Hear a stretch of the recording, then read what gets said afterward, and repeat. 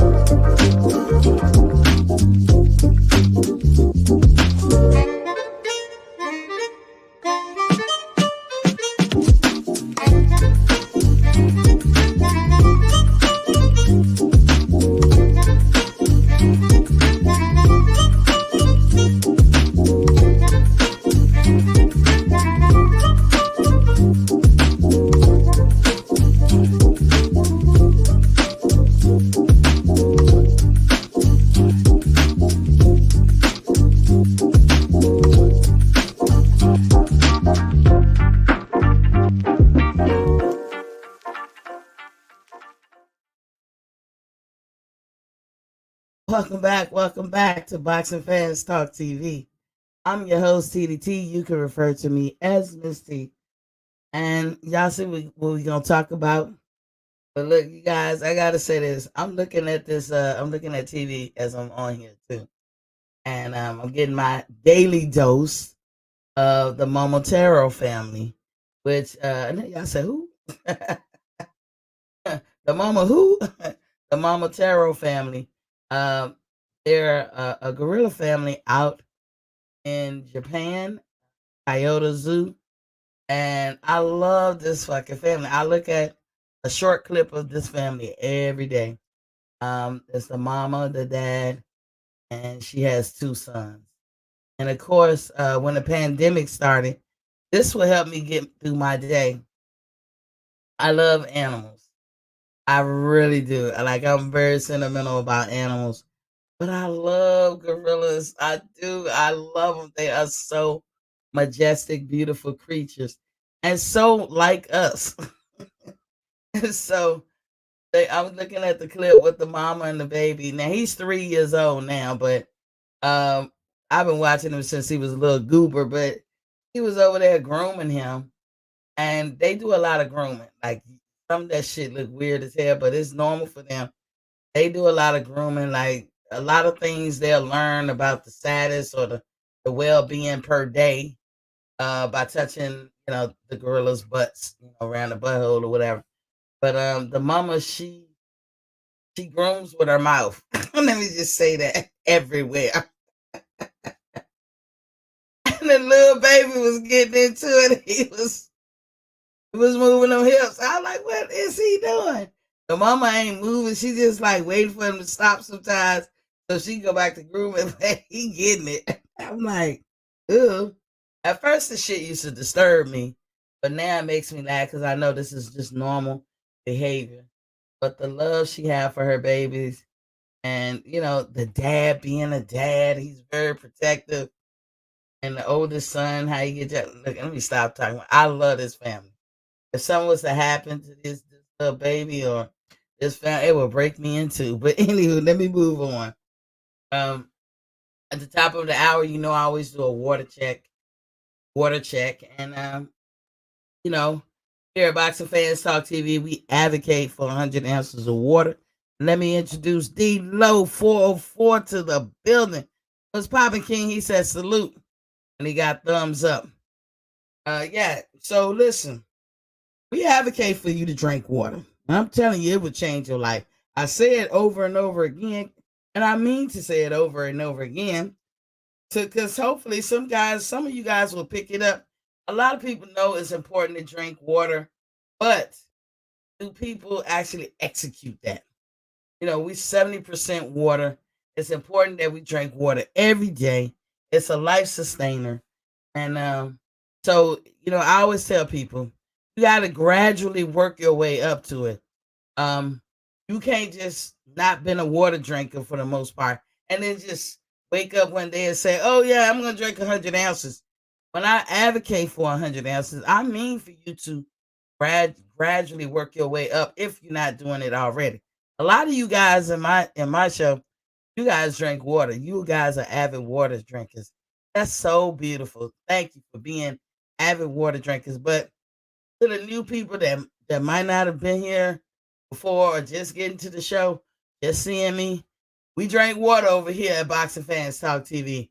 And the two times that I say, if you don't drink water every day, all day, then the two times that you should drink water is first thing in the morning before them toes hit the ground, before you even brush your teeth, comb your hair, do any of your hygienic routines in the morning. Drink you 8 ounces of water. Your body is like an engine, and that water is like a lube. You got a lot of moving parts going on, and that water helps move everything along smoothly and efficiently. The second time you need to drink water is when you're going to lay it down for the night. You know what I'm saying? Not looking at TV, not doing whatever in the bed, but just, about to do your final rest for the night. Go ahead and drink 8 ounces of water. Always keep 8 ounces of water on your nightstand. But a lot of things are going on at night. Like you have a lot of reads going on, revamping, recharging, rebooting. And then you're cleaning out toxins in your body. And the average human being burns between 900 to 1,000 calories a night. That's more than you could ever really do in an average workout day, or even when you go on balls to walls in your workout. That's most people top at 300 calories a workout. But when you sleep 900 to 1,000, that's a hell of a game. And, so drink that. And the Heart Association tells you that drinking water at night is good for your heart. So please, please, please drink your water. I always tell y'all where I'm at on my daily journey. And right now, I was slipping today. Some days, you don't do good. Most days around this time, about this time before when I come on, I'm at 10 bottles of water. I buy those 8 ounce bottles of spring water. That's because I don't like to leave, drink half of it and then leave it sitting around somewhere. Because I know I ain't coming back to it. So that's what it is.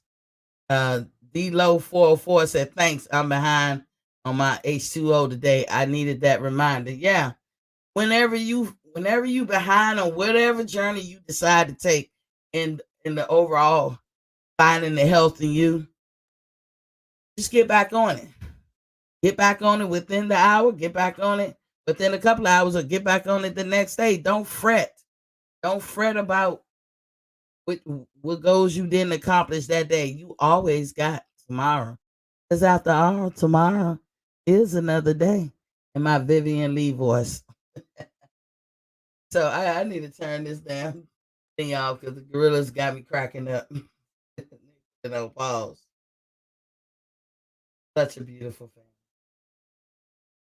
The only bad part about it is if you're into gorillas and you want to go see them, they like to throw shit. But they are beautiful creatures. Oh my God. Beautiful. and the structure of the family. Oh, love it. But yeah, so drink your water, drink up. I mean, like I think I did 6 bottles a day. I'm slacking. I'm trying to figure out what did I eat today because I was out all day buying furniture for my niece and nephew, and I'm gonna let you guys know that I'm feeling a little sentimental and nostalgic this week. My baby, my firstborn, is gonna become a grown woman on Saturday. Wow. So, it's making me because a lot of times when your kids, especially the mothers, I think, when your kids have a birthday, it's like you having a birthday. I'll tell y'all all about it. I'm probably gonna make a little video and just play it in the show. I had a very hard pregnancy, problem pregnancy. Almost lost her so many times, but here you wouldn't even believe the humble beginnings that she once came from. But she's gonna get married in 2 years. Um, she's moving out next year. Wow, 21 years. I just told her I want to go see her flex her ID card. That's all. Be like, oh, I get to you when I get to you. That's the bad part about once kids get older. They kind of don't want to be bothered with you. The nostalgia of mommy and daughter is over. It's been over. But it's normal. I definitely had to talk to some folks. Be like, what the fuck is this? They said, oh, girl, it'll fizzle out when they're early 20s. I was like, what? I gotta wait this long? That shit started when she was 18. But anywho, y'all saw the thumbnail. So let's get to talking about old Keefy Poo. Keefy Poo. And don't forget to hit the like, share, and subscribe if you haven't already done so. If you already subscribed, you don't have to hit that button no more. I come on Monday through Friday at 7:30 p.m. Eastern Standard Time, and I stop when the train stops moving. My email is boxingfanstalk@gmail.com. I ask that you guys can send me any questions, anything that I was talking about, you didn't maybe hear it, or said it wrong, or you're confused about. Feel free to email me. I am a open-minded person, and I love feedback. So, but I will always be T. That's all anybody got to know. I'm gonna always be T, and I think T is a pretty good girl, pretty good woman. Let me say it like that. I think I'm a pretty good person. So, but I will always be me, and I'm open-minded to change and all that. I'm adaptable. I'm an adaptable person. And we talk about finding the health in you. That's something that I'm into. Considering my life and what I experienced, I'm very much into that. And I actually help people develop like a routine, a regimen of like how they should eat based on what's going on with them. Because everybody's different. No one person or two people are the same. Like from person to person, we're not the same. So, you can't approach everybody the same. And I'm all about reprogramming our mind in a way that's more conducive to what we're trying to do. So I don't look at, you know, like if they said eat this or eat that, or a woman should weigh this, a woman should weigh that, a woman should be this tall. These are all guidelines. Somebody did ask me a question the other day, and I haven't answered any question in the last couple of days. But I told you guys if you send me a question, I'll try to answer in the show. One of the questions was about like standards. If you're watching, you could chime in into the chat or whatever. If the person who sent me the question, I'm not gonna say your name. I know who you are, but I keep privacy. But the question was tantamount to standards, right? And what I'm gonna say about standards or guidelines, they're just guidelines. That's all. It don't mean that they mean that this is the actual formula for every single person. Because as I said, individuals, we are all different. We might have the same body parts or supposed to have the same body parts. Like women supposed to be having the same body parts as other women. and men, vice versa. However, no two people work the same. Their bodies don't operate the same. I apologize for any thundering you hear because it's loud over here. But no two person is acting the same. So if you want to reprogram your mind, you might want to reprogram your mind and just understand whenever somebody put forth standards in front of you or what they think things should be, those are just guidelines. Remember, they did a survey, a tally, and like they put hundreds of people together, maybe even thousands, and just say, just be your normal self. Hundreds of women together, and they found averages. That rule of averages. That's what they use to come up with these standards or whatever. It doesn't mean that has to be your standard. You know what I'm saying? But the standards, like I could tell you, with women, technically, you would think that we supposed to eat less than men. Because every way you could go, every diet you could look at, every regimen you could do, they always say less than, right? But that was just an average. Thousands of women got together and they noticed that women just don't eat more than men. And although that may be true, I ain't gonna say maybe, I think it is all the way true. It don't mean that has to be the standard for you.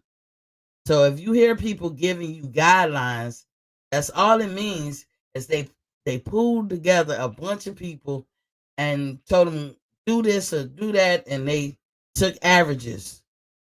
They got their parameters from averages. So if it's about how fast the average woman can run, thousands of women ran, and they came up with an average of the speed of a woman to guess. Like if they're gonna give you a test, like in the military, when I came in, we had to do a mile and a half in 15 minutes.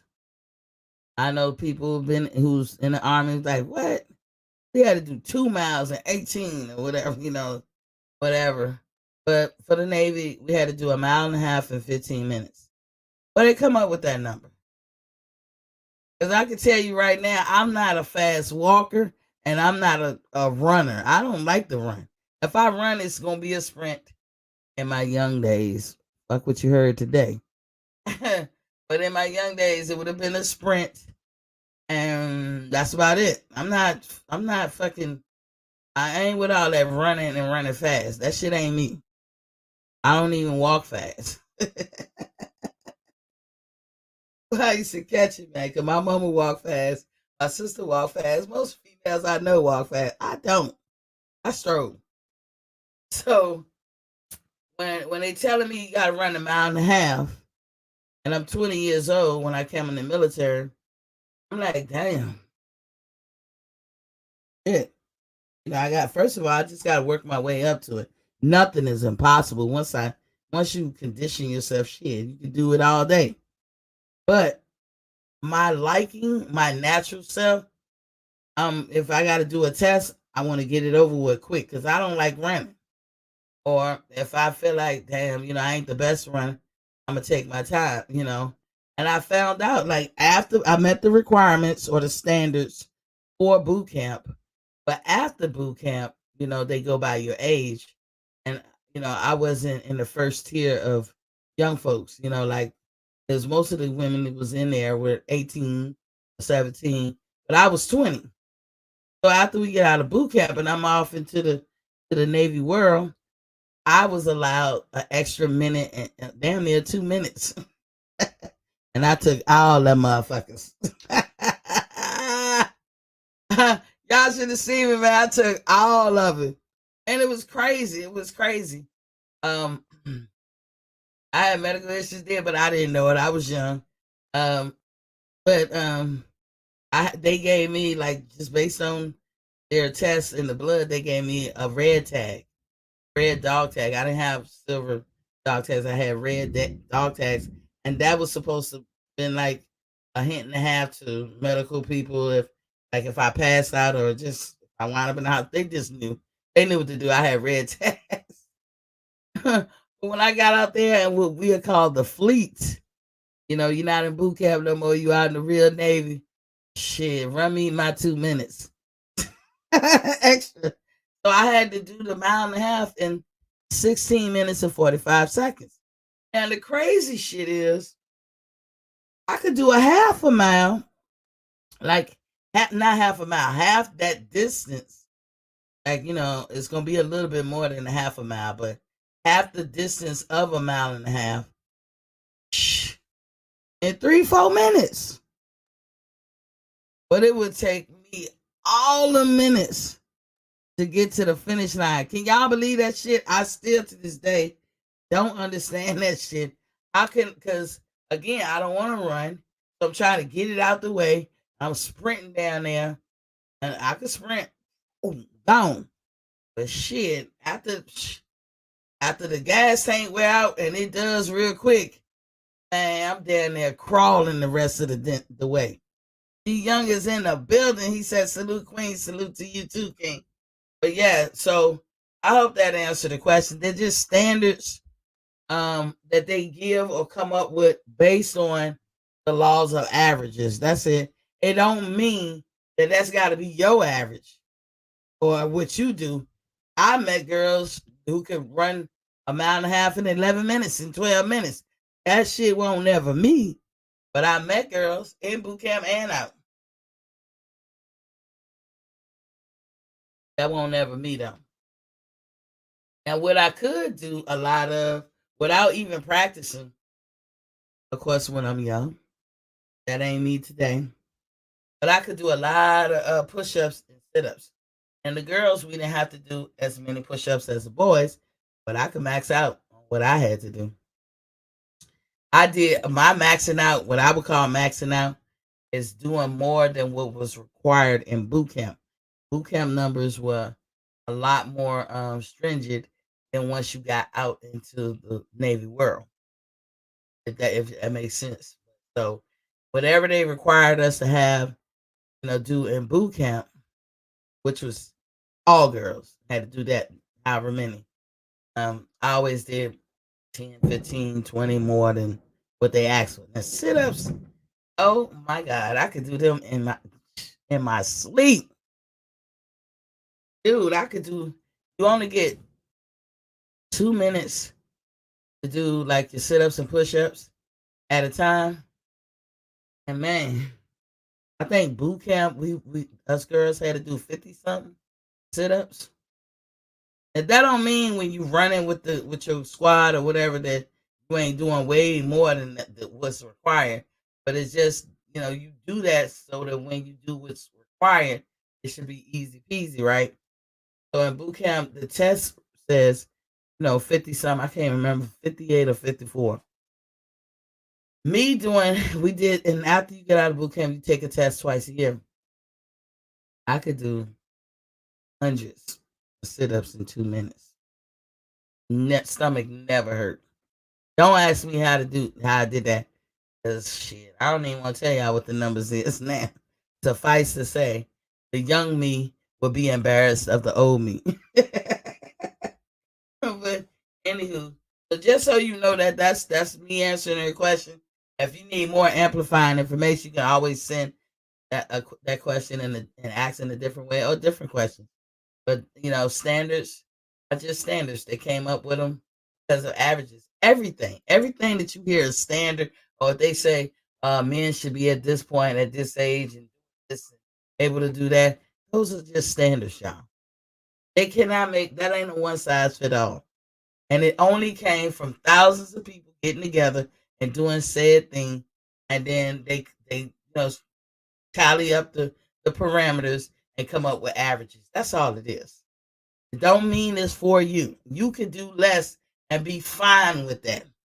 You know what I'm saying? So I hope that answered your question. Now let's talk about Keefe Poo. So Keefe Poo, Keith Thurman that is planning to link up with Connor Ben. And the first question I would ask you guys, what do y'all think about that? Do y'all have any thoughts on that? I did put the link in the chat. Um, Eddie Hearn is saying he wants to put a fight on in the UK featuring his fighter Conor Benn versus Keith Thurman. And I asked y'all for a reason what y'all think about that. Because Keith Thurman could possibly be a wedge issue in the coming months for the fights that we want to see. Um, and I'm not suggesting at all that I know anything about that. I just know what the rumor mill be, or I just know kind of what people might want, but that shit is totally not what I want. So I'm not putting this out there like this is what's gonna happen. But Keith is interesting figure right now, and this at least in this year of boxing, Keith wants to come back.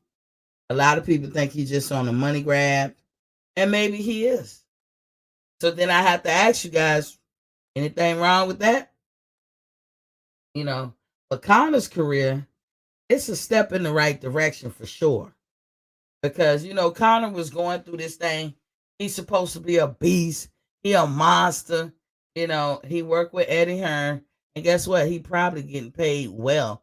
Because I looked up his network and he's a millionaire too. That shit is amazing at the zone. That shit is highly amazing. You could be the creme de la creme or not. If you work for the zone, you get paid. Okay? Anybody out there trying to box and all that stuff, they need to know that, oh, look at my boo. Hey, you been, boo? ATL, unanimous boxing sport. Miss T. What the hell going on? Crawford don't want no smoke. Don't start that shit. The link in the chat, knucklehead. Don't start no shit. Don't start no rumor. Look. You know that shit ain't true. So Conor Benn possibly fighting Keith. I didn't like it when Conor was asking for AB. I didn't like it when Conor fought Chris Algieri. I didn't like it. Who's the other person? I won't too mad about Adrian Granados. He's a fighter I actually like, who has caught the short end of the stick in his boxing career. I hope the second phase of his life, once he retired for real, be most prosperous and great. I don't know the man. I hope he ain't the type of dude that make me want to regret that I even gave him props. I actually like Adrian Granados, and I feel for him. He's out of Chi-Town. He's a Mexican out of Chi-Town, and he's in caught the raw end of the stick many a times. So unfair, that some of the things that have happened to him. He's the one I told y'all that Javier Fortuna, I don't give a fuck what nobody say, quit on him and cost him a no decision in the fight. He got a lot of those, but that motherfucker tough. And I'm just mad that we didn't get to see how great he could have been, because a lot of his time was squandered. I don't think by him, but I think he just, I don't know, maybe him being from Chicago, not from where Mexicans typically are, and not having that cultural type of bring up as Mexicans do have. Maybe that cost him. I don't know, because he is a Mexican. And I ain't saying he ain't proud to be a Mexican. I don't know about his day-to-day action in his family. Are they keeping it real or whatever? But I do think that he would have been lacking of some of the culture day-to-day that he would have picked up just by being in an area where there's a lot of Mexicans. And Chicago wasn't it. So he didn't have that upbringing type thing. And so I feel for Adrian Granados. And he's a good little fighter. And he fought Conor Benn. And guess what? They went to the decision. And everybody else, I don't know what this thing is doing. Damn. Some said they sent me $500. Run that. Coach Malachi, look, I was in class all day. But Coach Malachi, you be dropping some nuggets. I was all this. I probably gonna email you because I don't, I got right off of watching you and came down here and downloaded Tube Buddy or whatever you was calling that thing. I'm on it. I'm on it. I was listening. I was like, because you know what, Coach? I'm so happy you did that. And you were speaking to the choir because I'm gonna tell you, ever since I started this YouTube channel, I ain't got a lot of help. And in the beginning, I'm a social person, a social butterfly. I'll be like, oh, I'll go to people like, well, what, whoop the whoop. But I can sense when don't nobody want to help. And I'm not crying about it, Coach. I'm really not. Because I ain't never had it easy and nothing I ever did in my life. So I'm used to that. Not saying I crave it, but that's just something that's a part of me. That shit will never deter me or scare me. Everything I've done thus far, I had to teach myself. And I learned after the fact. And you'd be surprised. Sometimes it's like when I always say at the end of my show, when you know better, you do better. I really do believe that in life. When you know better, you'll do better. When you don't know, you're not gonna know. So I love your show. I can't wait for part 2. And like I said, I don't know how far I could have been. Had I learned this stuff earlier, but it won't meant for me to know it, I guess. And that's okay. I ain't mad because as I say, I do this show because it's a passion for me. I got many reasons why I do the show, you guys. One of them is so I don't inundate my family and friends with boxing talk because I'll talk their ears off about it every motherfucking day. So I said, let me get a channel and find like minds to talk about something that I love to talk about and see how that go. And that's why I'm here. I ain't here to be rich. I ain't here to make no love connection. None of that superficial shit. I've never had an ego like that. Now, when it comes to being competitive in academics or sports, I'm a motherfucking competitor. And look, I've only probably in the last probably since I've been a mother, in the last 20 years or so, have I gotten over myself in a sense. But you guys, my family, they tell you if I lose in the game, tears be coming. I can't hold them back. I was a fierce competitor. I don't give a damn. If we playing Scrabble. Like one of my friends said, he saw me playing Scrabble. He said, damn, I ain't know it was a contact sport.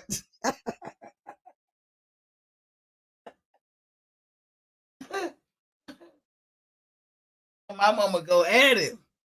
That's my mama now. I ain't gonna throw no blows, but shit, when you look at us playing, you don't know. That shit be damn near contact like a motherfucker. And then, of course, regular sports, anything. I've always been competitive like that. Don't get me started on academics. I have learned to let it go. Like, gee, you ain't the smartest bitch in the world, but I'm up there. I'm up there. So I learned how to compete against myself. And when I do that, I keep things cordial, peaceful, and within principles. You know what I'm saying? Where I can still have my principles and live a cordial, decent life. So I now in the last like I said, since I've been a mother, I had to learn a lot of stuff. Yeah, I compete against myself, you guys. So I don't have no ego like I gotta be better than the next girl or the next guy or whatever. That ain't me and ain't gonna never be me. But yeah, D-Lo said Granados gave Javier his most disappointing outing as a pro. Yeah, he quit too. You remember that, D-Lo? He quit. He won't fooling nobody because Granados knocked his ass in the ropes. Of course, he fell through. And then it looked like he took a smacking on the back of his head. I don't think it was that bad because, they never did come back and say the nigga was fucked up. And from that moment forward, that is when I stopped liking Javier Fortuna, his cheating ass. He reminded me of Laura. He also derailed the trajectory of the white hot Amir Imam, Granados is a super solid fighter. Yes, he is. He don't get a lot of motherfucking credit. Dude, I really think he missed his calling. But I pray, if he's hearing me, I pray that his second phase of life, like, and I call that after retirement and stuff, when you moving on, I hope that that's a more prosperous and rewarding life for him, because I can't even imagine giving all you got to give as a fighter to come up short all the time and not always by your doing or your fault. Kane said, like, hashtag number 9. What's up, King? What's up, King? Lightspeed is in the building. Was Papa King? He said, hey, we woke today. I didn't miss the boat today. Thank you, King. Salute, Miss T. Salute to all the soldiers in the chat. Hit the like. The soldiers and the sailors. The soldiers and the sailors. We can't leave the sailors out. But yeah, Coach Malachi, I truly appreciate it. And oh my God, keep dropping them nuggets. Like I said, I was in class today with you. And shit. You definitely giving up game. And I got these my people. Like I said, I was in class today with you. Yo, mute me in the back. ATL, what's up, baby? I was in class today. Mute me, man. Okay. So yeah, Coach, you was definitely giving up game, and I can't move because I'm not that great on computers, but I'll teach myself however whatever it takes. But I did try and come up with a thumbnail and the title, I guess, kind of what you were saying. I actually utilized what you were saying and did it. And I don't know, you tell me what you think. I don't know if you can see my thumbnail or whatever, or my statement, because I said, oh wow. Because I was thinking about you, and I was like, I didn't want, I was searching for keywords, but I was like, oh wow, to get it started. So let me know, Coach, what you think about that. But hey, ATL, what's going on? Where you been, baby? Hey, I've been working hard and shit, just cool. Last month was my birthday month, so I be going ham all month for Gemini month. You know what I'm saying? Yeah, Gemini season over. So what you been getting? Yeah. That's why I'm back. You know what I'm saying? You made some more babies, I see. I'm just joking. Nah, I ain't made no more babies. Nope. I ain't made no more babies. No. I've been chilling, man, working. You mean it ain't bun season? You know how them birthdays go, Yeah. You know how Earl says strap season? I'm gonna start saying to you, it ain't bun season. You ain't putting nothing in the oven. You see what it say down there? Duck, bud, nigga, please. Lightspeed said, laugh out loud, salute to the sailors. That's right. Man, salute, Lightspeed. Nah, I just been working, man. I've been going through some shit, but I just been chilling. That's all. Life. Okay. Indeed. That's how I be. I was telling them at the beginning of the show, I'm starting to feel sentimental and nostalgia. Because although it's my daughter's birthday Saturday, shit, it's my birthday too. Nigga, when your birthday is? No, I'm saying it ain't my birthday, but I was 32. I was working. I was putting in that work. Yeah. 21 years ago to tomorrow. No, not tomorrow. Saturday. Her birthday Saturday. So yeah, but I'm putting in that work. It's fun. I was putting in that work, shit. But I be reflecting on all my life. I'm gonna talk about it tomorrow and Friday. Yeah, I'll probably have a little video. Nothing. I ain't gonna inundate y'all too much, but I feel like I've reached the pinnacle. My child is grown. I've been saying she was grown, but she's grown now. She's at 21. Hell, ain't getting no more growner than that. So I think about all the stuff that led up to me making it. I have made it, y'all. My bid is over. How you been doing, Miss Tito? Oh man, I was cooking yesterday. I was letting them have it.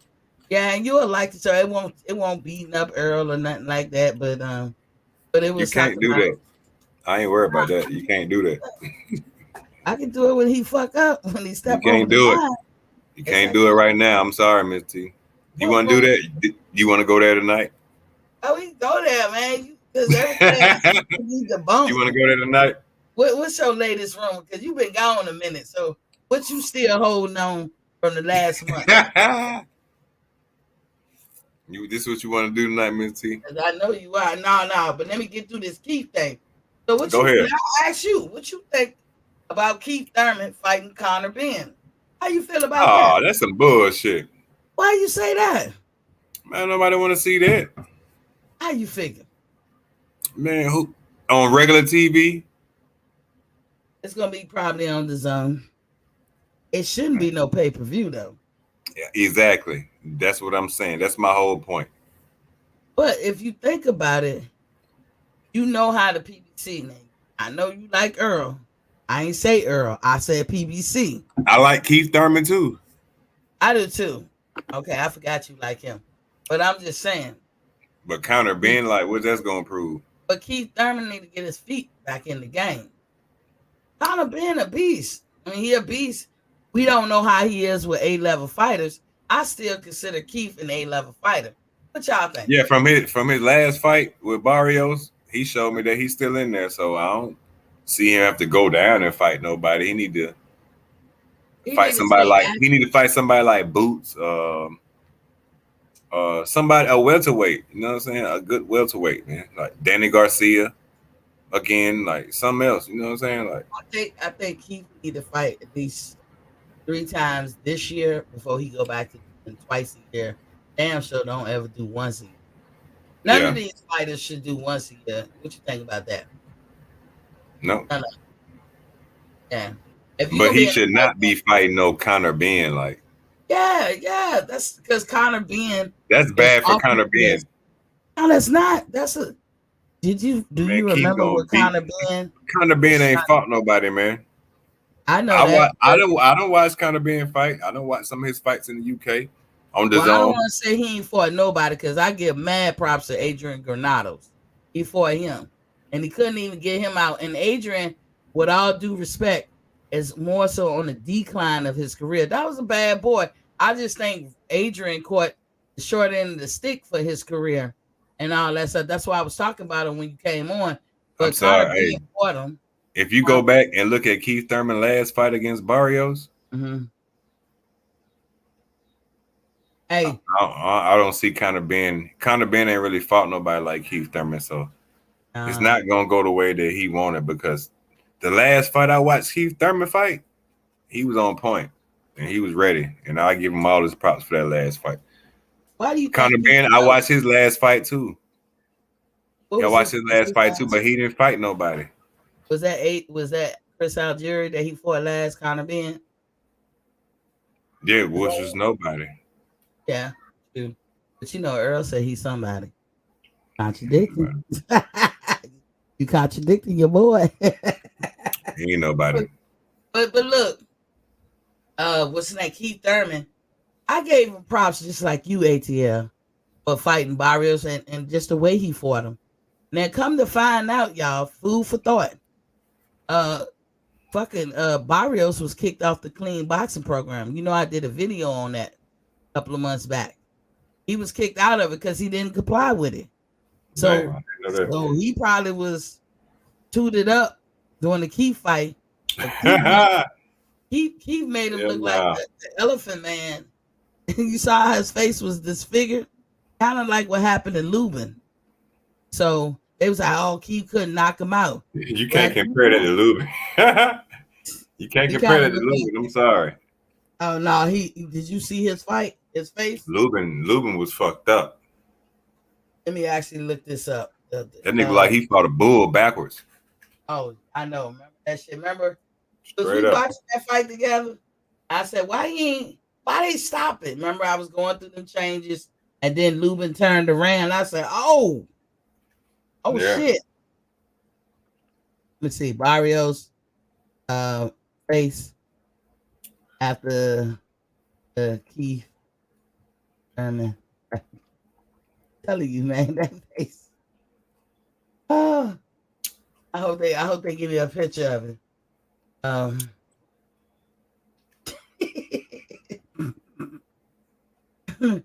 Damn, hold on. Your ass crazy. Y'all be thinking of God damn. If somebody do some shit like this to you, Hey man, I just got back home, right? Mhm. What's going on with the Furies and shit? Ooh, that nigga look Chinese. See that? Look at that dismemberment. He Damn. got a cut right here. Now you tell Keith broke something up in here. That's what I'm saying. Y'all remember Lou? Who I still got Damn. that? Exactly. That nigga like a Cherokee Indian. Yeah, I took the Leuven. Let me see. Is this Leuven fight? No, that wasn't it. Leuven, y'all know how Leuven looked. Yeah, look at him. Lubin look like Buddy on Martin. Oh, Leuven was terrible. But Keith When goddamn Martin said, I don't want to fight no more. But if Barrios was on some shit, then that's why he didn't go down when Keith. It don't matter. Look at that nigga face. Yeah. That nigga face went down. God damn. So the latest on Jake Paul fight, you asked about the Furies. You know he was supposed to fight Tommy Fury. Yeah. What I read was Jake Paul is fighting Raheem Rockman. Hey, hold on. Let me tell you the funniest shit I heard, right? Yeah. That I ain't even been able to talk about, right? They said the nigga that nigga Fury tried to come over here twice. Like, how you come over here twice? Yeah, he blocked. If you get denied the first time, how you try again? Like, how you do that? You know what's going on, right? Yeah, I know what's going on, but I'm just saying how you try twice though. Because Fury don't believe fat men greasy. He think rules ain't made for him. He's one of them kids. You can see him as a kid. He just don't want to comply with no rules. He wild as a bitch. Probably like you go into the club and be like, look, they be like, nah, you can't get in because your shoes. You be like, well, shit, I got an extra dub if you let me in come with shoes. And they be all right. And then you go inside and they be like, nah, you can't get in with them shoes. Like, yeah. Why the hell? He decided to switch up shoes and then get in the club and put the old shoes back on. You know what I'm saying? Yeah, he don't want to follow rules. That's his problem. I said, man, I ain't let the whole family over. What the family have to do with it? But they guilt by association. You know how them gypsies, and I'm not being racist when I say it. That's what gypsies do. They notorious for that. That is their claim to fame. Their modus operandi, how they say it, their method of operation. That's what they do. And so when Tommy Fury tried to come over, they was like, nah, bruh. And then he was like complaining, saying, well, what I do? What you doing it for? And the United States government say, you know what it is. they put that in the argument that they had to tell him, nigga, you know what it is. I'm putting my stank on it, of course. You know what the hell's going on. He tried to come over twice. They denied him. His brother tried to come. They denied him. Damn sure they'll deny his dad. And I said this months ago. Fury was one of the main ones that's standing 10 toes down with Michael, I keep calling him Michael, Daniel Canahan. And hey, he gonna pay for that. And his whole family. So Tommy had to drop out the fight. And now Jake Paul is fighting Raheem Rockman. So now that Jake Paul is fighting him, are we gonna give Jake Paul some credits? Because now he's entering into fighting actual fighters. We're gonna give him credit. You gonna give him credit as a boxer? Shit. If he win, but it could be a motherfucking, you know what I'm saying? I feel like it could be a setup. I don't know, man. But do you see him as a fighter? As a real boxer? Period. I mean, Jake Paul. Yeah, but you know, it's money behind it too. So that's how he got in the game, money. So you can't really just be like, okay, yeah, this is what it's gonna be. It's off money. I feel like Tyrone Woodley got knocked out for money. Yeah, he did. D'Lo said Fury would get burned by a hot stove twice in 5 minutes. For real? He said he that dense. He that dense. But see, with Jake Paul in the beginning, I didn't consider him a real fighter. He's growing on me.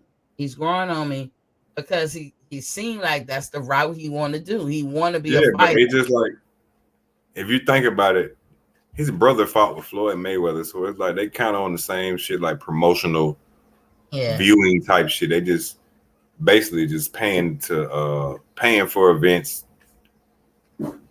Yeah, they making money. They doing their careers kind of ass backwards. Y'all hit that like button when you come in.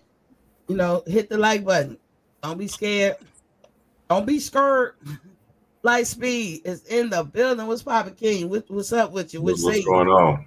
Hey, what's going on, ATL? Shit, coolin', man. What's going on with you? Oh, not much. Chilling. Hey, what's up, Miss T? Hey, how you doing, sir? I'm good. Y'all always, it's funny because I'm impulsive. I be hearing stuff and I be trying to sit back and just listen, but then, you hear certain things and you just got to jump on. Yeah, I want to see what y'all think. Yeah, because y'all talking about the Jake Paul fight. The hard thing for me with that is like, you know what? I kind of remove myself from the not conversation, but I'm just saying, like, I remove my opinion most of the time when it comes to that, because I realize, and I can't even lie, I'm biased when it comes to like those personality fighters, like you know what I mean? Yeah, I'm kind of biased when it comes to that. Like, I get the money. Biased, like you like them more or you don't like them? I don't like it. Like, it's like there's a lot that comes with that. I know, boxing is a business. I do understand, they can draw a lot of people. They sell fights. I do understand the idea that, boxing has been kind of struggling with ratings and things like that, and has been, really doing a lot to like build boxing back up. And so I understand all that, but it's just something I just never really, I feel like I'm probably never gonna like about it. You know what? Yeah, so I'm a little bit biased. So just bringing it back to the subject y'all was talking about, will I give him props? I probably will, but then I think it'll always be with like a grain of salt, because I feel like what would happen with him, and I could be wrong, if he proved me wrong in his way, truthfully, I just have to humble myself. But I think they're gonna be real careful about all the opponents that they select for him. Do you see any kind of progression? I'm sorry, ATL, go ahead. Well, yeah, no, I guess so I got to give that props, because he's gonna fight Asim Rahman. So, I do get that props. I guess now I'll probably look at the fight and go do my homework and just see how the styles match up. But I say all the fights that he had, because I think he up to 5 fights now. Then that he fought Tyrone Woodley twice. The phone line's open, you guys. But so I look at it like that. There has been progression, and Tyrone Woodley being the better of the previous fighters. That was an actual combative fighter, professional fighter, be it UFC and all that stuff, but or MMA, whatever he fell under. But Jake did fight them. What makes me feel like Jake is not a real fighter is because he doesn't adhere all the way to the stringent requirements that every fighter has to face. Like, his weight is up in the air. Like, like, I ain't saying he overweight, but what weight class is he fighting in? That's how I look at it. And it's I think like heavyweight, he like 186, 185. Yeah, but is that a damn weight limit? Like, what is it? Light heavyweight is 175. Cruiserweight is what? He doesn't meet the actual benchmark. So let's say cruiserweight is 180. He'll come in and have a contractual fight for 186 or 190.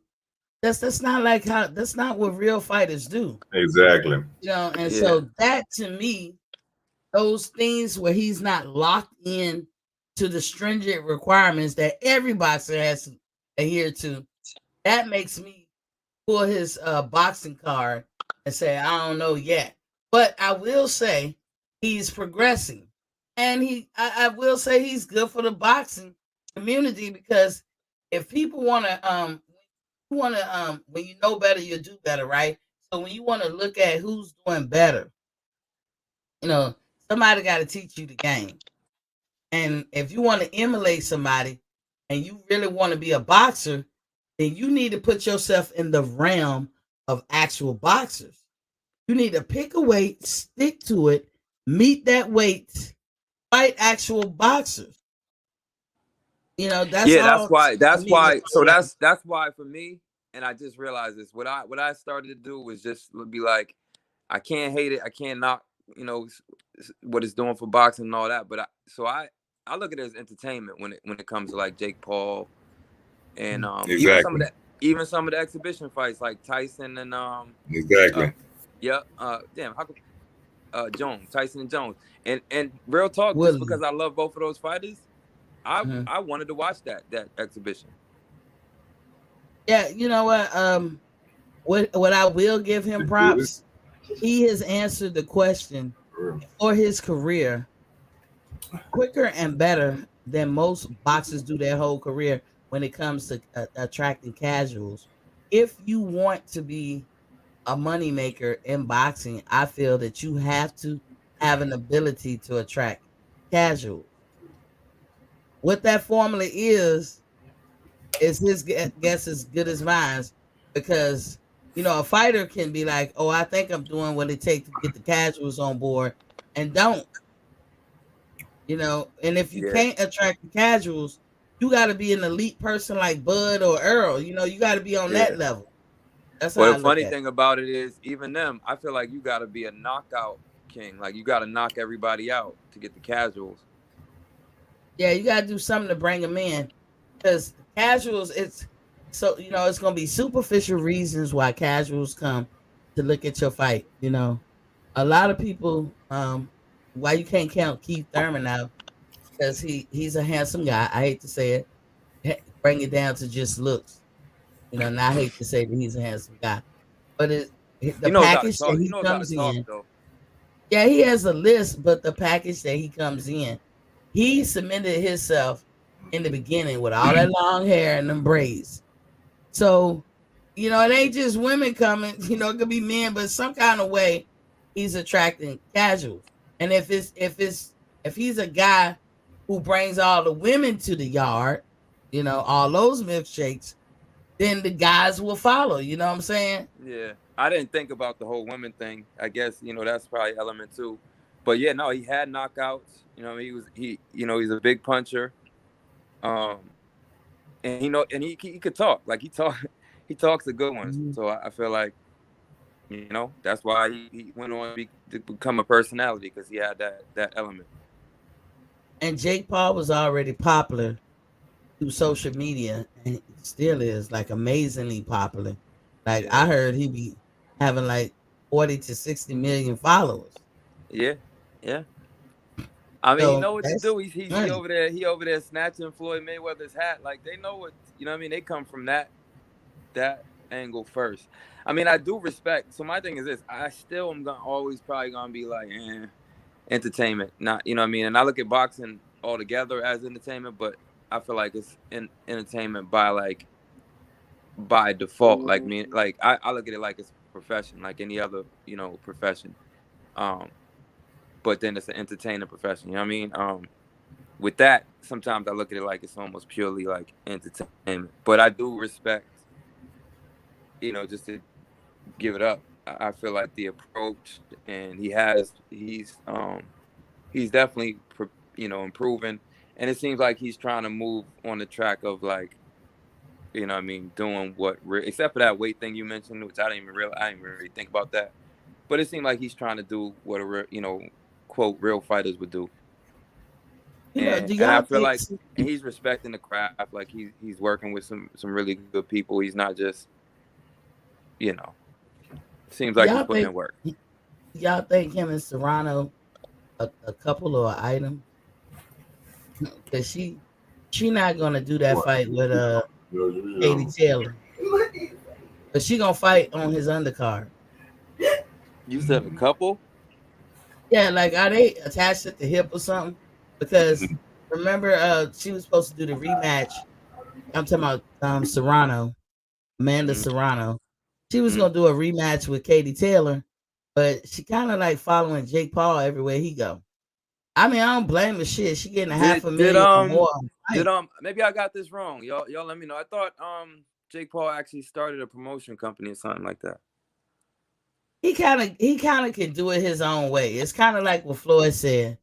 Floyd said, if if you're gonna get in this promoting business in any kind of way, whether it's legit or whatever, if you can't advance $3 to $4 million to your fighters, then what you talking about? You ain't nobody boss. You ain't no promoter. You work for somebody. PGA's big dog is in the building. He says, salute Queen T, salute to you too, King. So yes and no, because I don't know his actual promotional company, but I know that he has kind of somewhat like put up the money for his fights. And to me, that makes him a boss. You know what I'm saying?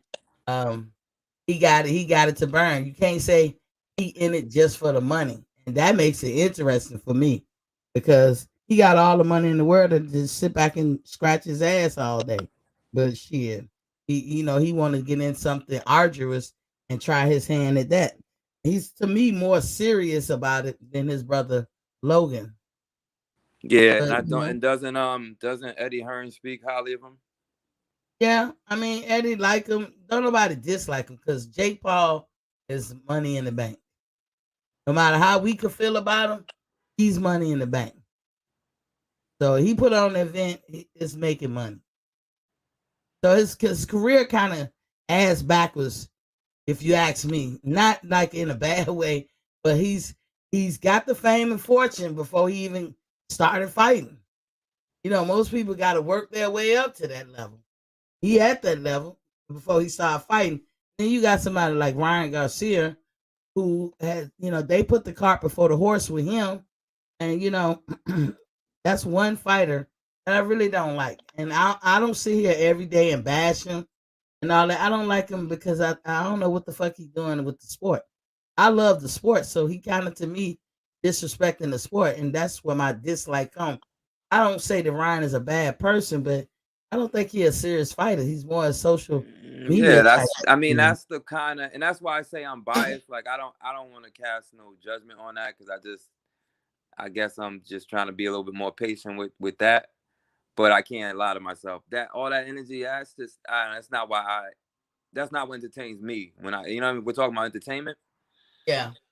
I'm more entertained, truthfully, just by like straight up fighters, which just to me, I like throwback fighters. That's not to say throwback fighters don't sell fights, but in terms of like promote and talk junk and all that, obviously, some of the old school fighters from Frazier to Ali, they all talk, the Informant, they all talk their trash. But I don't know. I just really get into the boxing more as much as possible, and then. Well, every fighter has to know that, and I did a video on this. Boxing is a business first, and then it's entertainment. Then I said, well, what kind of entertainment? It's combative entertainment. And so you got to thread that line, but you got to be able to do both. And not everybody's going to be successful at doing both. So it's almost like, are you going to be an entertainer, a draw, like a Tank Davis? He's a draw. He's an entertainer. Rolly, to be honest, is a draw. He's an entertainer. He is, yeah. But you could take that route, or you could be a heavy hitter like Earl Spence and Bud Crawford. You could be one of those types. But if you can be both Bud and Rolly at the same time, kudos to you. Yeah. I ain't mad at that if you could do that, but yeah. But I feel like this is one of the. This era is kind of unique in the sense that you could have somebody like Raleigh who, arguably, my opinion ain't the opinion, but arguably got exposed as someone who needs to go back to the drawing board. But he had so much mouth and he's so slick. He could get another popular fight. Like his career isn't over. I'm a different in opinion with you a little bit, Light Speed, on that. I'm gonna give you a little pushback. All due respect and everything, but I don't think I would call what happened to Rolly as exposure. I think that he made a rookie or a young person mistake. You have to pay attention to the details and pay attention at all times. The older you get, you be more keen to that type of shit, and no matter what you're doing in life. And I think that he he started slipping with Tank. Because in my opinion, what you think, ATL? He was beating, huh? I thought Rolly was beating Tank. Yeah, no, I ain't think that. No. I don't think that. Because the only thing I'm on why I the wouldn't say island that then. is because I sometimes I look at fights and a lot of times, and I'm gauging it, you know, when I'm seeing somebody that's controlling the fight, and I'll usually kind of be like, all right, are they controlling it or do they just got the moment?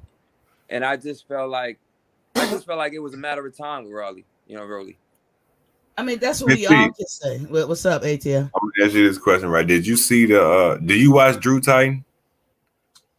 I haven't in a while. I mean, I try to, but a lot of times I don't get around to a lot of shows. Did you see the show he had with Art Hostage on there? I heard about that. I think I seen some highlights. You talking about when they was talking about Daniel Canahan and stuff? Yeah. You should watch my show yesterday. Did you? I went in about the whole Daniel Canahan and the jacket folks putting on Bud and all that. You know, Drew Titan is a cool dude. I like him. He was one of my first supporters when he used to come to the show early on when I first started back in August last year. And you know, he was supportive. Let me just say that he was supportive. And I like how he puts his stuff together. It's very clever, very smart man, and everything. I didn't agree with his conclusion, you know. With who conclusion? What Drew's conclusion. No, I ain't talking about Drew. I'm talking about the dude, Art Hostage. Like I said, I seen a piece of it. I didn't see that whole show. Well, you need to go watch it. Well, he talking about. I kind of know what he's talking about, but I've did a show or two on Daniel Canahan and his positioning in boxing. I gave food for thought yesterday about that whole shit. I went on a tangent. Did you see it, Lightspeed? All of it? I think he was here yesterday. Did you see Lightspeed? I didn't think about it. Did you see it? Do you watch Drew Titan?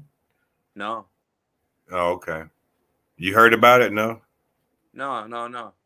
Oh, okay. Well, if y'all go back and watch my show, I talked about some of the things he talked about. You know, no disrespect to Drew Titan. Like I said, Drew was one of my first supporters. I love Drew. He's one of the few people I like. And the only reason he comes on first thing in the morning, but sometimes I'm not even up. You know, so a lot of times I miss my partner. That's your partner. Yeah. And then like I told y'all, I try to watch people's shows a day after because influence is influence. You know, did y'all see Coach Malachi's show today? Shit. Yep. And yesterday. Won't he dropping some nuggets? On yesterday and today, that boy's on fire. On fire. Yeah. Coach Malachi. Yeah. Well, if Lightspeed, if you ain't see Drew Titan interview with Art Hostage, you need to go look at that. Drew Titan, he's my partner. That interview was very interesting. You know what I'm saying? Regardless of what was said, it was very interesting. And I promise you, if you go check it out, you'll watch the whole thing. And it's 2 parts to it. I'm gonna check it out tonight. Well, Drew Titan, he's one of those folks, and you watch him, he make you say, He'll make you say, Now, like I said, I don't agree with everything, you know, but he always make me say, you know, among some people. I like Drew. Drew's one of the ones I like. Okay. I'm gonna check it out. Back to the Keith Thurman, you know, Lightspeed, just so you know, he's in that group that y'all be talking about all the time, but I like him. Oh, that group. I don't know what you mean by that group, but you know what I'm talking about. That y'all be saying. I'm trying not to use y'all words. And Lightspeed. Yeah. If you want to check it out, it's it says Fuck It Fridays, but it's spelled with PHUCK. Yeah. And then they'll tell you about the next day. But that's the name of it from Drew Titan. Fuck It Fridays, episode 6. That's where you'll see what he's talking about on there. Look at D Young in here. I'll check it out, and the way I roll is just like I look for unbiased, good information, truth. And if it ain't narrative, I'm with it. Yeah. That's why I checked it out. Like I fuck with Drew Titan anyway, but that video right there. Did that? Yeah. Okay. That's all I gotta say. I ain't gonna say nothing. Fridays. We on. Yeah. No, I know about that because he spoke on it. So they was just, you know what just came up recently that I hadn't, because it was just in connection with Thurman. Maybe not exactly connected to what you was just talking about, but for the longest I was under the impression that that he was ducking Errol Spence. He was. Okay. In a sense. But it's like he was ducking in a way that, and I could be on the island on this one, y'all. In my opinion, the duck is a duck. Because that's an Earl-sexual at the top right there with ATL. No, he ain't. Duck is a duck, right? He ain't a sexual. Nice for you, ATL, cool. But he's an Earl. Cool. He's an Earl fan. But it is that duck in a sense, like, can you really say duck? But I'm saying duck. Yeah, it was a duck. But because Keith Thurman had this aura when he first came out. Everybody remember, don't duck me, son. He was begging for fucking Floyd. D Young, get your ass on here, bro. He wanted all the smoke and shit. But then he was wanting to smoke for everybody. But when Earl was like, yo, give it to me, he didn't want to fight it. And he had requirements, he had plans. Same shit we talk about what Earl had did. He did that first. That's why they call Earl Keith Thurman. That's what I was under the impression. But then recently, because it was a debate on they were debating it on E3, and Mac was debating it, and it made me want to look back into it and just see, because they were saying something about did he have a collarbone injury or something like that around the time when he would have been fighting Spence, around the time when people were saying he was ducking. He could have been. The reason why I say it is a duck, final conclusion is a duck, because there's parts of it where you can absolutely say, I feel Keith. I mean, even to this day, I will say this. I feel Keith. I said, you know what? Keith was a unified champion. Why would he look back at Earl, who's just coming up in the ranks? But Floyd threw Earl in front of Keith because Keith kept begging for Floyd. You know how like a fighter be like, why you worried about me? Fight him. Kind of like when people try to throw Boots in the mix or whatever. That's what Floyd did with Keith.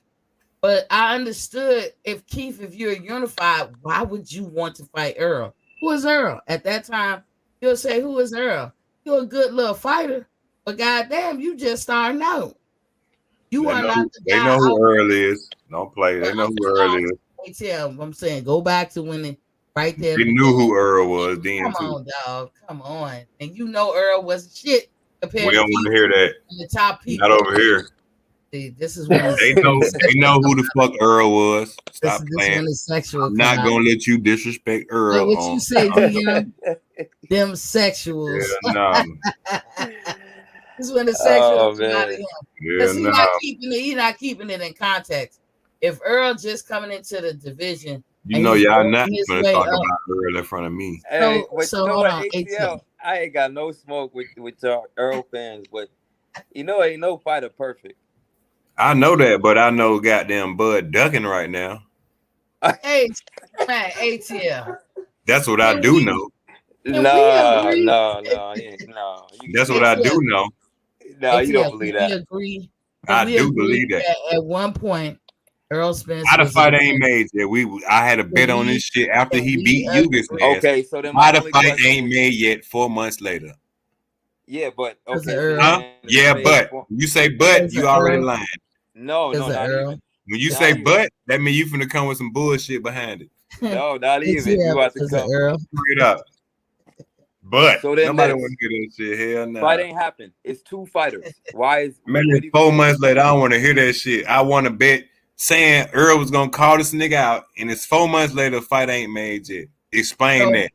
Why you explain it? Why is it Bud and what do you I got somebody else in their feelings. Right. I was talking to light speed. Oh my god, I got somebody else in their feelings. Hey, you know what I will give Spence fans? I'll give Spence fans this over Bud fans. Y'all are funnier than Bud fans. I know. Yo, And y'all funny too.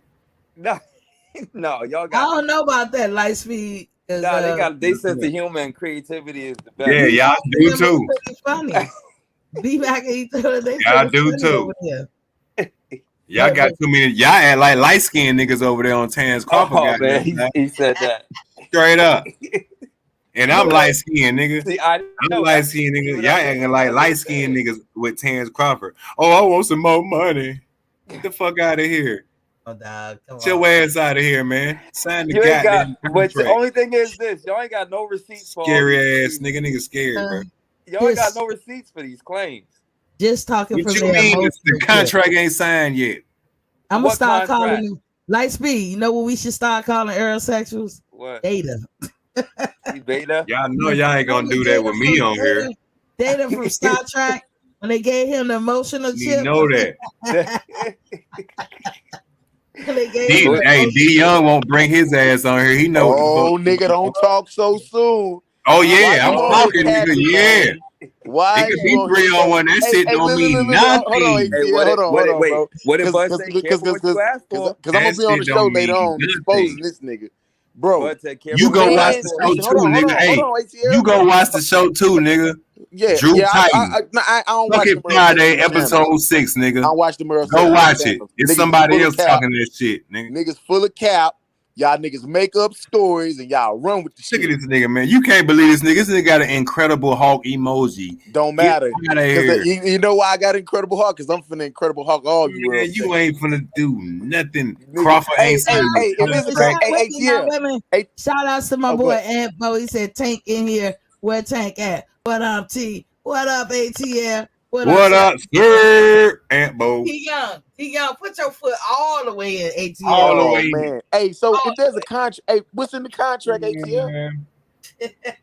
You tell me, nigga. He called a nigga. Who lost the money? Who lost the money? It's no me telling you. Who lost the money? Tell him to sign a contract. Who lost the money? Eric called that nigga ass out after the fight. Why it takes so goddamn long for him to say anything? Where is the contract, bro? He ain't said nothing. Where the contract? He ain't said I want to fight this nigga. He ain't said nothing. Where the contract? Gotta answer the question, ATL. Where the contract? The nigga Terrence Crawford won before Earl Spence. Hey, no. Where's the contract from fucking Terrence Crawford? Get the fuck out of here. Yeah. Hey, you gonna tell me you got the right one for that one, nigga. What the terms at? Terrence Crawford won before Earl Spence. Where's the contract, nigga? What the date? What they fighting? You tell me, nigga. I don't know. Who had more time to chill out? Who had more time to chill out, nigga? Where's that? Who had more time to chill and make a contract, nigga? Where is the contract, bro? Fuck all that other shit. What a contract? Yeah, Terrence Crawford was chilling in the ocean, calling this nigga out. Hey, bro. He had way more time to have a contract already made and still ain't made one. Hey, Miss T. out here, but he's supposed to be the A side. Get the hell out of here, man. Hey, Miss T, like my nigga E3 say, we ain't sending you niggas to the Pro Bowl with this. You and your goddamn Incredible Hulk emoji. Get the fuck up out of here. This is what ATL sounding like right now.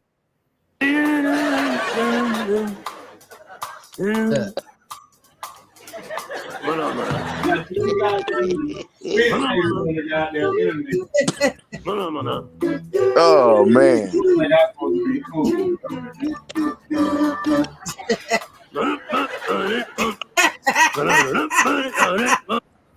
I'm gonna come get on y'all ass. I don't want to show this video because I might get in trouble. I might show a little bit, but he's scatting over there. Oh boy. ATL, I asked you a simple question. You ain't answer nobody question. Nobody want to hear that. Now I asked you. No, listen. You know the original term was blood sexuals. ATL. Blood sexuals. You know the original term. You telling me that Spence was never a beginning professional like everybody else? Hey, look. Don't nobody want to hear these Channel 2 news ad questions. Nobody want to hear that shit right now. I don't want to hear that shit. All three of y'all is blood sexuals. I don't want to hear that shit. Hey.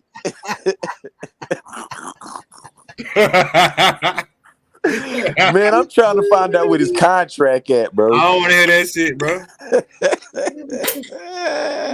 All three of y'all is goddamn bud sexuals. Oh man.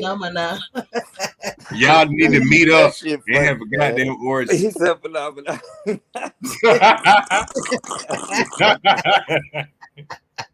Y'all want to see ATL scat? Man. ATL Hey, scat. Oh yeah. You lucky I don't know how to work the computer. I'll be on y'all ass.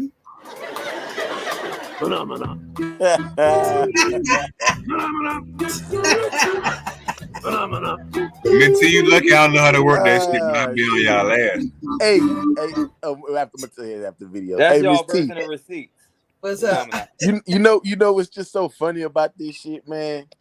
Is they so crazy that this nigga spends, after all what he said and all his followers then came up with all these motherfucking narratives. Bruh, we don't believe you, bro. You got an incredible Hulk emoji. We don't believe you. Let me finish. Stop filibustering. You couldn't come up with nothing else but Incredible Hulk with them tight ass pants on. Hey man, don't worry about my favorite superhero. Anyways, like I said, your ass. Nah, nigga, I'm on y'all ass. Don't try to change the subject, nigga. They shut y'all nigga down. That nigga came by and shut y'all down with a simple fax on somebody else. That nigga got the goddamn Incredible Hulk. Goddamn, man. Where y'all gonna run now? He couldn't even be creative. He got the goddamn. He probably got some jeans on at home like that right now. The views expressed by ATL is not that about. Hey, that nigga D Young got some jeans on like the Incredible Hulk right now, sitting on the couch. He don't want you to spit that fire, D Young. Nah, you don't. That's what he do when I be getting on his ass. He try to change the subject. Yeah. Man.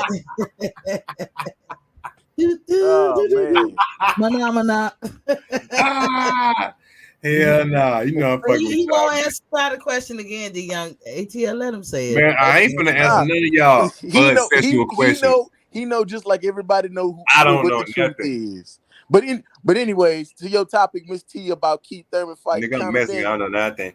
So Eddie Hearn came out and said that. I mean, shit, I think it's a good fight. I do too. I think it's a good fight. Let me welcome Taylor. Hey, General Big Fish say, take them jeans off, nigga. General Big Fish is in the topic thing. I ain't worried about Fish. I'm gonna get Fish later, so I ain't worried about him. He said, take them jeans off, nigga. Hey, Big Fish month coming up in September. We're gonna see what Canelo do. Oh man. No, he like Triple G. That's his guy. Yeah. We're gonna see what Canelo do though. I think Canelo gonna watch. I mean, I feel you, General Biffy. I'm not a Canelo fan, but I really do think he's gonna beat Triple G. I just Triple G gonna whoop Canelo ass. Man, I mean, that fight with Murata is like, at first I thought Murata was gonna get him. Then shit, Triple G just turned the clock on his ass. I was like, oh shit. He's still dropping bombs. So shit, I mean, you see what Sir Ambo said. You see what Sir Ambo said, right? Huh? You see what Sir Ambo said. ATL, where's Destiny? His T passed on that 500 though, but it ain't signing shit. I'm hating it, Sir Ambo. Tay is in the building. You can't play that. T. I can't play that. They may take you. What is that? They may down. Take you. Down. He just put a typo. I ain't playing long. I stopped it. Yeah. You know what I'm saying? Sir Ambo say, I fuck with the Hawk too, bro. Fuck that ATL. He said, take the damn jeans off, son. I ain't worried about Fish. I got him later on. Take them motherfuckers off. He got the same jeans on. With a bag of popcorn on his icon. Hey, like the ATL, I can't understand why you don't want to admit that Earl Spence started off at the beginning of his professional career, and that would be a reason. You're talking about at the beginning of his professional career. I mean, what about now? Dog, can you let me get it out? What about now? Hell no, bro. Answer a question. Nope. Hell no. We talking about now. He did what he did, And we're gonna bring it up to Karen. That's like saying when he was younger, he ate Big Macs, but he don't eat them no more. He was a beginning pro. You know what I'm saying? Keith Thurman, he didn't know not to eat Big Macs when he was younger. Look like at a beginning pro. What the fucking beginning pro gonna offer the unified title list? That's why Keith was like. Man, this would sound like another excuse of why this. You think? Miss T, would you say that? Would you see that? Would say that would be equivalent to almost like Spence fighting Boots right now or something? In a sense, yeah. I even say Terrence and Spence should never be paying attention to Boots until they get their fight done. They should. I mean, Boots is great. That's down the line, but finish what you started. That's all I was saying. But then it came a time when Keith Thurman was absolutely, in a lot of people's eyes, ducking Earl Spence. Earl Spence, he was behavior and took it to a 2.0 level. He told them, get some belts. So wait, I'll leave that alone. He said, you'll leave that one. Why you gonna leave it alone? Hey, Lightspeed, don't that sound familiar, huh? Yeah, I was gonna say we ain't gonna do that. Man, they twins. They might as well be twins. That's why I did the video the other day. They mirror images of each other. They did the same thing. Hey, but I will say, to Keith's credit, even though I felt like he was ducking, to Keith's credit, he also did say that there was never a contract, son. He did say that. Yeah. Keith said that a lot of times. He said, he did say that to that notion. Yeah, but he like he wasn't paying attention at first because Earl didn't offer him none. But it came a time as Earl kept moving up, and he took it to that level of what I would call, it looks like he was ducking. But, can we blame him for having injuries? These guys start fighting at 8 years old, training and stuff, nursing their own wounds, and this is when I think people really sit down for injuries. When the youth leaves your body. Because youth is a motherfucker. But Miss T, I will say, it wasn't Keith's fault that he got injured. It was a car accident. But also, I could also blame Keith Thurman. He did get complacent, man, because you gotta remember, Keith Thurman was getting that bag. He wasn't young no more. Huh? He wasn't young no more. That's what it is. He wasn't him no more. No, I said he wasn't young anymore. Oh, I thought you said him no more. I was like, dang. It says him because y'all remember, y'all wasn't saying when Keith was in his like 20 to 25 years old range. Y'all wasn't when he had the ponytail. Yeah, y'all weren't calling him chinny and stomachy then, were you? Nah. Talking about when he had the ponytail? Yeah, when he had his hair, Keith didn't have the ponytail or not. Yeah, Al took care of Keith. He got complacent. He got complacent. What? He did. What? He got complacent. What the fuck that mean? He got complacent, boy. Oh, my bad. I thought you said complexion. I was gonna say what the hell you doing? This nigga here, what the fuck? Wait a fucking minute. What the fuck is going on? I'm gonna say what the fuck he got complexion. What the fuck is it? Let me see that at Sir Ambo said. General Bigfoot said, but Miss T, he was hurt for 2 years. Yeah, I'm saying at one point, General Bigfoot, she did gravitate to looking like a duck. Well, I'm saying in the beginning, where Earl just coming up, Floyd throws Earl in the mix. Oh, hell no, I would keep pay attention to him. What did he have to offer? Why you rowing the boat? I ain't rowing the boat. I'm gonna look into that one again. I don't really know. I got to do my own research on that one. Yeah. You know what's do that around that time, Lightspeed. Like I think that had to be like what 2015, 2016. Yeah, early, like around the teens. Yeah, and I think the hard part about like saying somebody's ducking is that, and this is me. Hey man, can I get a Spence fan on here, please? Somebody click the link. Can I get a Spence fan? I'm 3 against 1. He calling for Mayday. SOS for Big Fish to call in. But so then, the thing about ducking. Could somebody, Earl Spence fan, please click the link. SOS, Big God SOS. damn. The white flag waving and everything. Shit. He got the white flag waving and everything. But somebody. But this is what I was saying to Big Young. Fish, Earl Spence, click in, He please. don't want to hear it because he knows it's gonna hurt. God You know damn. it's gonna hurt. Take your medicine, boy. Yeah, nah. AATL Fish leaving your ass here alone. He already got to deal with about Take 7. You know what I'm saying? He That's got, some he got, bullshit, he, man. he got to deal with about 8 other people tonight. I'm the only goddamn Earl Spence fan on this panel. That's some Take your bullshit. medication. Well, we ain't talking about Spence right now, so you don't got to be defensive. Everybody's scared to click the link. God damn, man. This man. Sir Ambo, he an Earl fan. He want Big Fish to save him. He want Big Fish to PGH. You know, I'm gonna put the link in the chat again. We got some Spence fans in here. Man, all right, so man, please help me out because these bud sexuals, oh my god, they need rehab. Here's why it's hard to like target ducking because for me, even though people can say whatever they want, a lot of times energy says everything or a lot, but it's really hard to pin someone down on energy. So for me, so what kind of energy is a bud sexual? What is it? You know what? We three got stuck. Man. Somebody come help this dude. Now I want somebody else to come in because he need help. He really need help. Because he ain't got nothing left. He ain't got nothing left. You see? Hey, everybody was still like, huh? Somebody come help this dude, please. Sometimes folks make me say sexual. Sometimes people make me say sexuals, and I rarely ever say sexuals. You're sexual tonight. I need another calling. That boy all up, Miss T. All up ain't the word, ain't it? All the way. Hey, the last time I was on, and I think you had Destiny on. That nigga was quiet.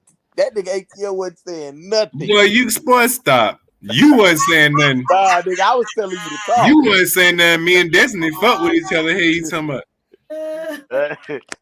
You wasn't saying nothing. Incredible, tight pants. You got what you said. Destiny had him quiet. She had. Look, man, hey, it was dead. Hey, Mitzi, hit Destiny up right now. Hit Destiny up right now. Tell her how far. Got a job. So what? I got a job too. What the fuck that mean? What the fuck? I don't know. I think she moving or she got a job or something. Oh, okay. Whenever, hey, invite that nigga when she get on. Me and Destiny ain't never had no beef. That was your ass quiet, nigga. Fuck you. Nah, nigga, that was you quiet in the background, quiet like a mouse. Me and Destiny always talk. Show they ain't too much. She cracked the whip. She cracked the whip. Hey, what show that was on? Please tell me. Hey, you know what? That was after Earl Spence one. Boy, you lying. Yeah, I think that was after Earl Spence one. That was your ass. Hey, look, I'm gonna go back and look at that shit. I'm gonna find out it was your ass. Back. We was all on the panel, nigga. You was quiet. That was his ass. Cause Mosquito. I always be on that bit talking, nigga. I don't never be quiet. That was your ass. Eating popcorn and quiet as a mouse. Hey, you want some strawberry with that oil? ATL? That nigga got whipped cream and shit with motherfucking popcorn. Shit. With Jodeci boots on. Nigga. I wish I had that video to play over here. Hey, what's the opposite of a receipt? A blank check? What's the opposite of a receipt? You ain't pay for shit. Yeah, pretty much. Pretty much. Trying to dodge the bill. Right. That's what I'm trying to figure out. We gonna pull in a new vocabulary word once I find the right one. I'm gonna start calling these Earl sexuals data. I'm really am because Sir Ambo, please hop on, dude. Look, I don't know if y'all Star Trek fans, but they put a chip in data. Hey. Data is an artificial life form. So hey, Sir Ambo said Jodeci boots. Data get on the tangent, right? And then Captain Picard said, "Data, deactivate your yeah." And he turned his head and he said, "Sometimes he said, I wish I was you." Like, you know, Data turn that bitch on. He get to singing and being all emotional and putting oil on and everything, and then he could turn that bitch off. With the Earl sexuals, they can't turn it off. Yeah, it's not a blank check; it's a bad check. Yeah, ain't nothing in the bank. Yeah, voided, declined. Right. Avoided check. I ain't even. General Bush You be like, family see, you ask, getting ducked. right? You know when you get to that point where you're confused and then you start to ask questions and then be like, no, well, where'd you get that from? And you're never gonna find out. Yeah. Somebody rocking, knocking that boots. Goddamn 3 bisexuals and y'all think y'all all right. Hey, you don't want filibuster. Goddamn. This some bullshit. Hey, we could talk about Spence though. I know somebody in the chat. I be trying to got be the balls anti-bisexual, so I be watching Spence fights too. So I be watching the. Yeah. You lying? You ain't watch no Spence. I get that boy some props. I don't believe you, bro. No, I get that boy some props. I seen him do backstep. I seen him do. You fuck with this nigga over here with the tight ass pants on. I don't believe you. No. Just just because you hate Crawford, that don't mean we hate Spence, bro. You just call the bullshit out. Hey man, don't fuck with y'all. Don't get sensitive. Take your pants. I agree with you on one thing. I ain't never seen. Thick skin over here. Never seen goddamn pad off, nigga. Spence fight backwards efficiently. It's just a true statement. It's just a true statement. We give Spence his credit. Y'all don't. Nah, hell y'all don't. I don't hear that shit. Don't what got that Adrian Bryce? I don't want that soft ass shit. No, I seen him do a few pull counters. Oh, you can do it. I don't want that soft ass shit. I seen him do a couple pull counters, and then he got a little back step on the inside. Yeah, he makes subtle adjustments. Think about this. Y'all ever see Earl Spence really do the full counter? He leans way to one side when he does it. Yeah, he makes subtle adjustments. Yeah. Subtle. He trying. He working it out in the ring. You know I love y'all, man. Fuck that. Yeah, we know you love. Earl Spence ain't efficient with adjustments. I ain't seen y'all in a minute, so you ain't even watch the Spence tapes. You supposed to be telling us what. But I watch everything Spence do. That's how I be knocking niggas' ass out. Straight up. I know, because you whooped all 3 of us. Hell nah. He said like my boy Quentin, right? Hit a nigga with them body blows. Nigga, you know niggas don't be expecting body blows. Quentin said, watch this here. Yeah. Okay. Quentin, my boy. I love it. See, there y'all go. Oiling each other up. Baby oil. He's an Earl fan. He's an Earl fan. We was giving a Spence sexual props. You know what I'm saying? We was giving your fellow Spence sexual props. You supposed to jump in on that. Nah, I don't hear shit. I don't believe you. I did see the show the other night, man. That shit was funny as hell. He's funny as hell. Hey, yeah, him and I don't believe you. That should be funny. And there it is right there. Look. Here's an Earl fan. He said Thurman didn't duck. Spence was beneath. You see my name on the goddamn screen. That's the same equivalent as Boost challenging Bud right now. Like T said, Keith was hurt for 2 years also. And look, Boost want them. No doubt.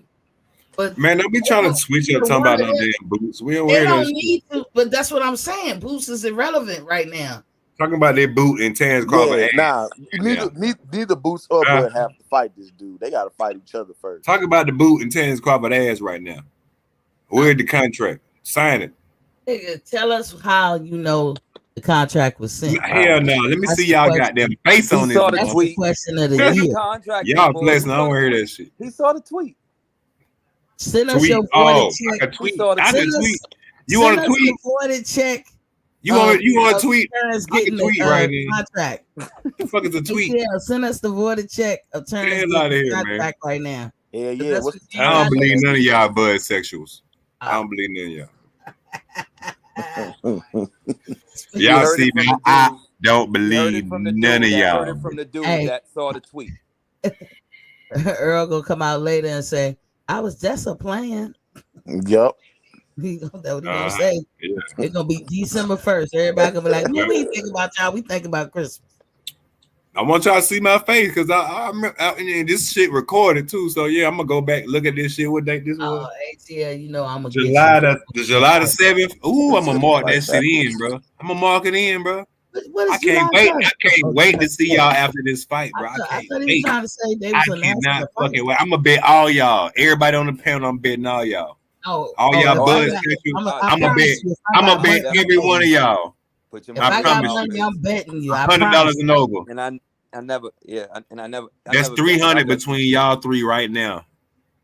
I'm betting all y'all ass. Y'all got me fucked up on here. Nice, How much? Straight up. We did have to pay ATL. I'm gonna bet all y'all $100. Everybody on this panel right now, $100. Bet $1 million. Nah. Straight up. But that's cool. You gonna lose that. And you know Miss T, you know I ain't bullshitting. Ain't bullshit, go back. We paid his bills the last time on the bet. Thank you. You paid my bills. Now, nigga. yeah, Fuck you now mean? we gonna pay our bills. That's how that Fuck works. you mean, nigga. Show your face, nigga. I got a few bills. I'm gonna bet all y'all ass, and I want my money. A cell phone bill. I got a great hacker. I'm gonna come pull up on your ass. Give my money. He about to pay that down payment of me switching my cable. But they done put Xfinity out. Y'all paid for my fight. Y'all paid for the Spence fight. I appreciate y'all, man. Y'all show me love. You know, straight up. Listen, I would say this. And y'all gonna show me more love. It's not 100% ATL that either one of them. All y'all $100, bro. All y'all. Wait, I got a question. No, now I got a question. What did y'all put the bet up now? Ain't no questions. Put the bet up now. No. Y'all bet. Oh my God. Spence. Who did y'all lose to him on?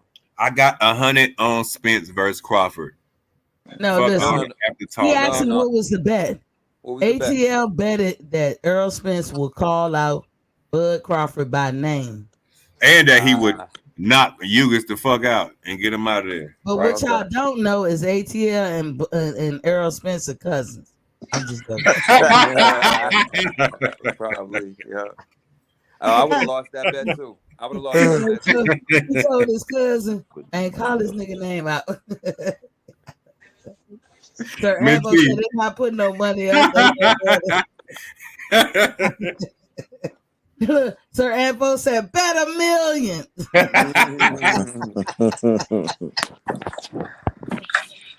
I do believe that's what Bud told Earl. That's my cousin. He called that nigga up and said, "Hey, yo, I got some money on the line. Let's call his name out one good time. Hey, one time in 5 years. I'm betting all your ass 100 though. Yeah, ATL, this show recorded, so we gonna come straight up. I don't back down on no bets. And you know what I'm gonna do, fellas? I just need to see you. I just need to see you fight night, bro. So I go to the bar and kick it. You know what I'm saying? I'm gonna write this shit. I'm gonna go get a luxurious room off y'all ass, bro. And be in the window butt naked looking at the city. Right. So, straight up. Because you're my brother and I know you're gonna have to pay 3 people already. Yeah. You know what I mean? Me and 2 ladies. Y'all gonna pay for all that shit. I go ahead and pay them first, and then you can come back and circle. I promise you gonna buy my liquor, my room, everything, bro. Straight up. Damn, man, you got more confidence. You in it? Yeah, you taking that bet, that $100 bet. Yeah, $100 bet. Everybody on here. Everybody on this bitch right now. Hold on. ATL, we gotta get. And anybody in the comments who want to bet, I bet 100 with you too. D Young, you gonna bet the 100? Nah, I'm good on that. But you want me to put my cash app on this bitch? I put it in the check. I go to casino and drop something down. I ain't messing with this. I ain't messing with this little chump thing. You see the soft ass shit I'm talking about? I ain't messing with this little chump thing. I'm gonna win some real money. Here's the thing though, y'all. Those betting odds, nobody's really gonna get a come up on that fight. I think them jeans don't let his blood circulate through his body. While he's sitting there eating popcorn and shit with butter on. Not for the knockouts is gonna be high, but I think a draw might. Draw gonna be the highest. The draw is gonna be high. The highest. And that's what worries me, because I'm gonna say this to Earl Spence and Bud Crawford. They already making the odds be bigger when or big payout if y'all draw, and that tells me that leaves wiggle room for a corrupt ref or a judge or something. Yeah, true. So I'm gonna say to Earl Spence and Bud, y'all better do it like your life depended on it. Y'all better knock each other out. One of y'all, both of y'all better have that same attitude. Yeah. Because ain't nobody gonna win no money with the bookies when you just betting on either one of them. That shit ain't no payout. So you believe that shit? I believe it because they put I think the knockouts might have. Man, is y'all fucking crazy? It's all y'all crazy, bro. Did y'all hear what y'all boy say? He gonna stand in front of Spence the whole time? When he said When he that. said that. When he said, bro, stop listening to them fucking clickbaits, man. Jesus so what Christ. you do? You come over here So all you the ain't time listening with to them him either? clickbait ass points. You ain't listening to him either? Huh? How you know that? No, How I you see it know on my that? shit. I don't listen How to them you cap know that, ass bro? niggas. But I'm just saying, period. Them niggas Period. Made a lot. YouTube That nigga ain't come stand in front of nobody because he get his ass beat. Y'all know that. I don't listen to none of them Y'all know cap that ass shit. niggas. All y'all know that shit. He can't stand in front of no Earl Spence, nigga. Y'all Hey, got me. ATL, I thought the fight was supposed to be announced on the 4th, though, fam. You tell me you got butter in your popcorn sitting on the couch with your feet Nah. The 3-prong flip Listening flop. to all them click ass baits. You gonna stand in front of them. They got the 3-prong flip flop sitting on the couch. Where you get that from, ATL? We gotta know that he gonna stand in front. For real. Who told you this? Yo, jeans. Nah, nigga. The nigga you just promoted like 20 minutes ago. Alphabet ass niggas. I don't listen to none of the cap ass niggas, man. That nigga sitting on the couch with them goddamn so ATL, Incredible Hulk jeans on. You got some fucking night pants on with the Incredible Hulk on, but they blue with Incredible Hulk on them bitches. Boy, you lame as hell. Look, Shelton Moore about to get him. Get him, Shelton. Get him, Shelton. I don't even know what he's talking about, Miss T. What are you talking about? He trying to rank. Yeah. The nigga. He's showing it faded. Who is that? He's giving us a front row seat to some That's bullshit. OG right there. What's up, OG? Yeah, that's Shelton. He talking about OG, what's up, man? Bud said he gonna stand in front of Spence.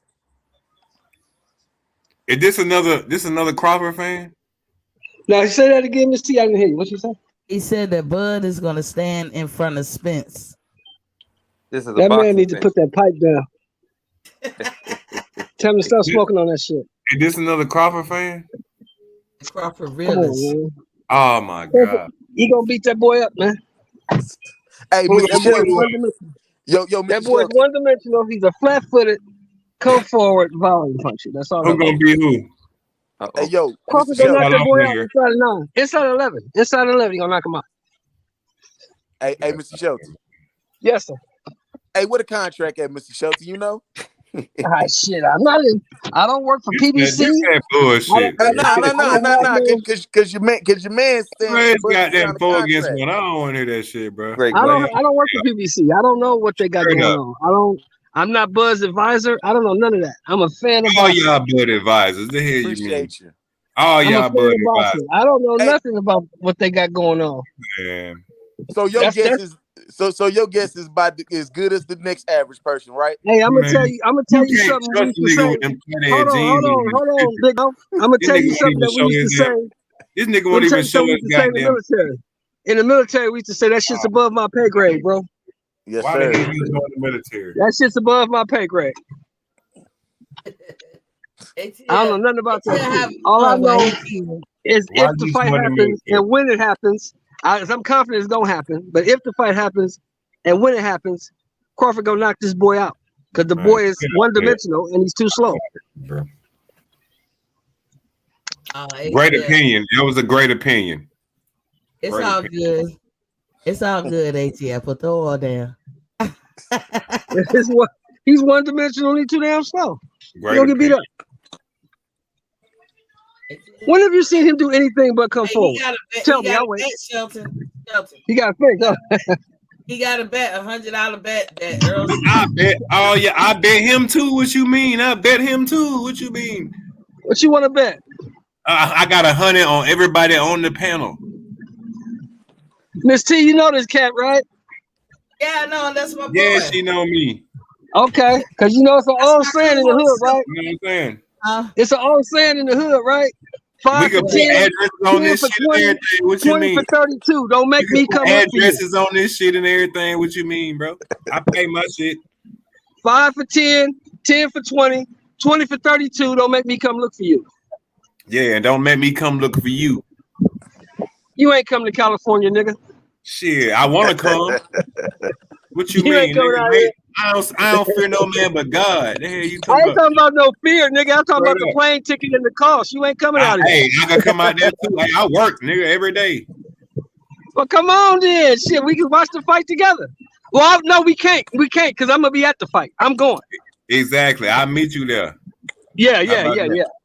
Yeah, I'll be there. I told Miss T, I don't give a damn if they fight on the moon. I'll be there. I got 401k too. What you mean? That's what I'm talking about. Yeah, Exactly. It's on. That's what I'm saying. That's why Miss T ain't seen me. I got 401k going out here. Fuck all that. I got 100%. I got 100% service connected. I see you out there if it happen out there. I promise you. Yeah, man. Yeah, I told Miss T. I don't care if they fight on the moon. I'm gonna be there.